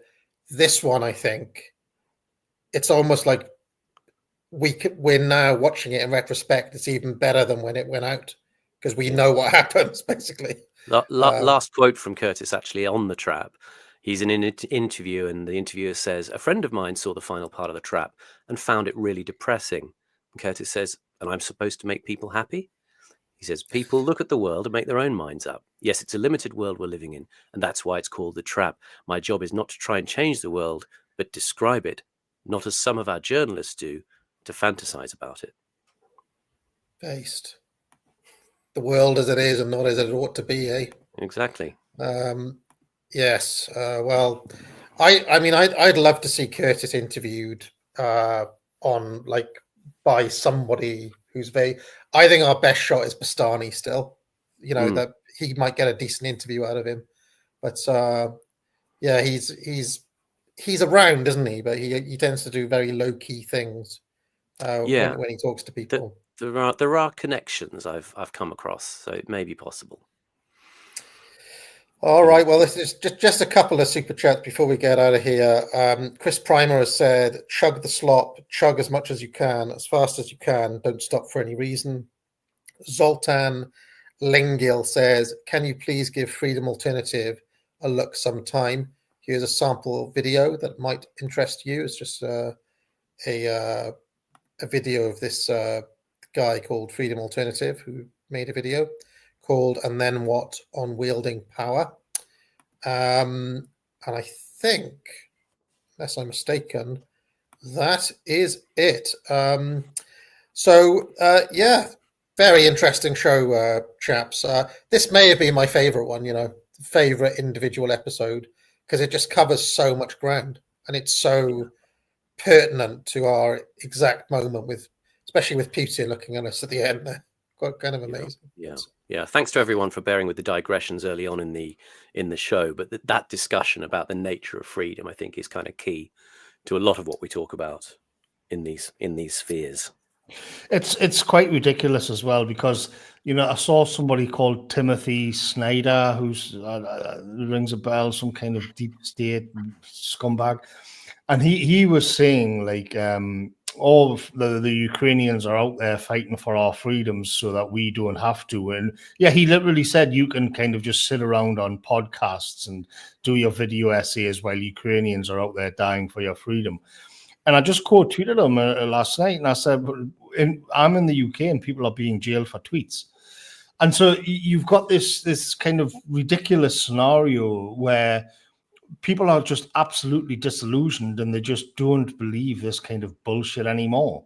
You could even make a case that in 2003 that you actually could, like, I can understand that. Yeah, maybe they would. Maybe people in Iraq would prefer to have McDonald's and MTV and what else, and democracy. Why wouldn't they?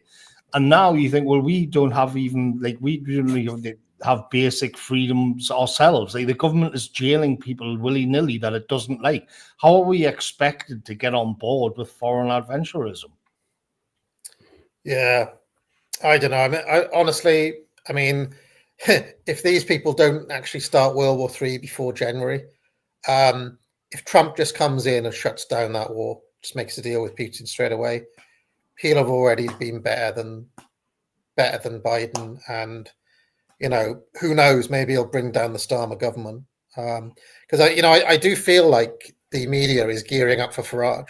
We're all like kind of all of our feeling is like Farage is letting us down. What the hell's happened to him? He's wet and all of that. The media's like, Farage has got unstoppable momentum. I was like, are we watching the same movie here? So there's definitely a push for Farage at the minute. And who knows? Once if Trump is able to shut down that war, but you see they're playing this funny game with Putin at the minute where basically all he has to do is try to sit tight and not be provoked enough come January, right? And what the regime is trying to do is escalate to the point where Trump can't come in and do that. So part we touched on it a little bit at the beginning of the stream, but part of the problem is I just do not think that the leaders are smart. It's part of what I'm going to get into with my essay that I'm working on, where I can entertain these different scenarios of dark forest theory, and I can try and put myself in other people's shoes and this kind of thing. But people will say, for example, they'll give you a reply on Twitter if you comment on it, and they'll say nothing ever happens, or they will mention the MAD, mutually assured destruction. And I just think, yeah, but that's based on having like Robert McNamara and Henry Kissinger running the show, not these muppets. Like I've got no confidence in the leadership. There's no driver in the train. They're all morons, and that's the worst aspect of it.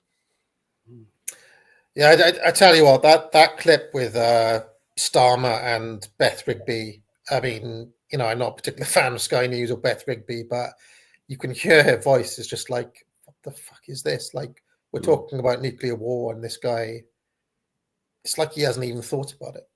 I came across a tweet yesterday. Some rando on Twitter had not necessarily in our spheres, but it had a friend who was a psychiatrist. He'd asked him to do a sort of profile of Starmer based on his, you know, his sort of footage you see of him, his pronouncements, his manner, you know, his physical look, and he came to the conclusion, the psychiatrist, that he was just average IQ, but certainly autistic and very rigid in his thinking, which, you know, aligns with what Morgoth is saying. See if I can find it. Anyway, cheery stuff.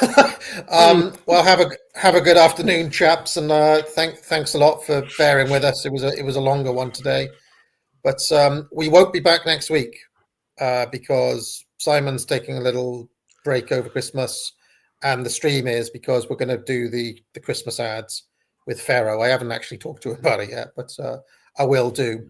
So the next time this show airs, whether it's next week or in 2 weeks, we'll be doing the Christmas ads. Yeah. Catch you later. Cheers, everybody. Pick up some courses, etc. Make sure you follow Simon on Twitter. Obviously, subscribe to Morgoth on his Substack and on YouTube. Most importantly of all, everybody, get out. What goes on in this town is none of your business. As long as I'm living here, it is. Then maybe you shouldn't be living here! Well, that's easily fixed.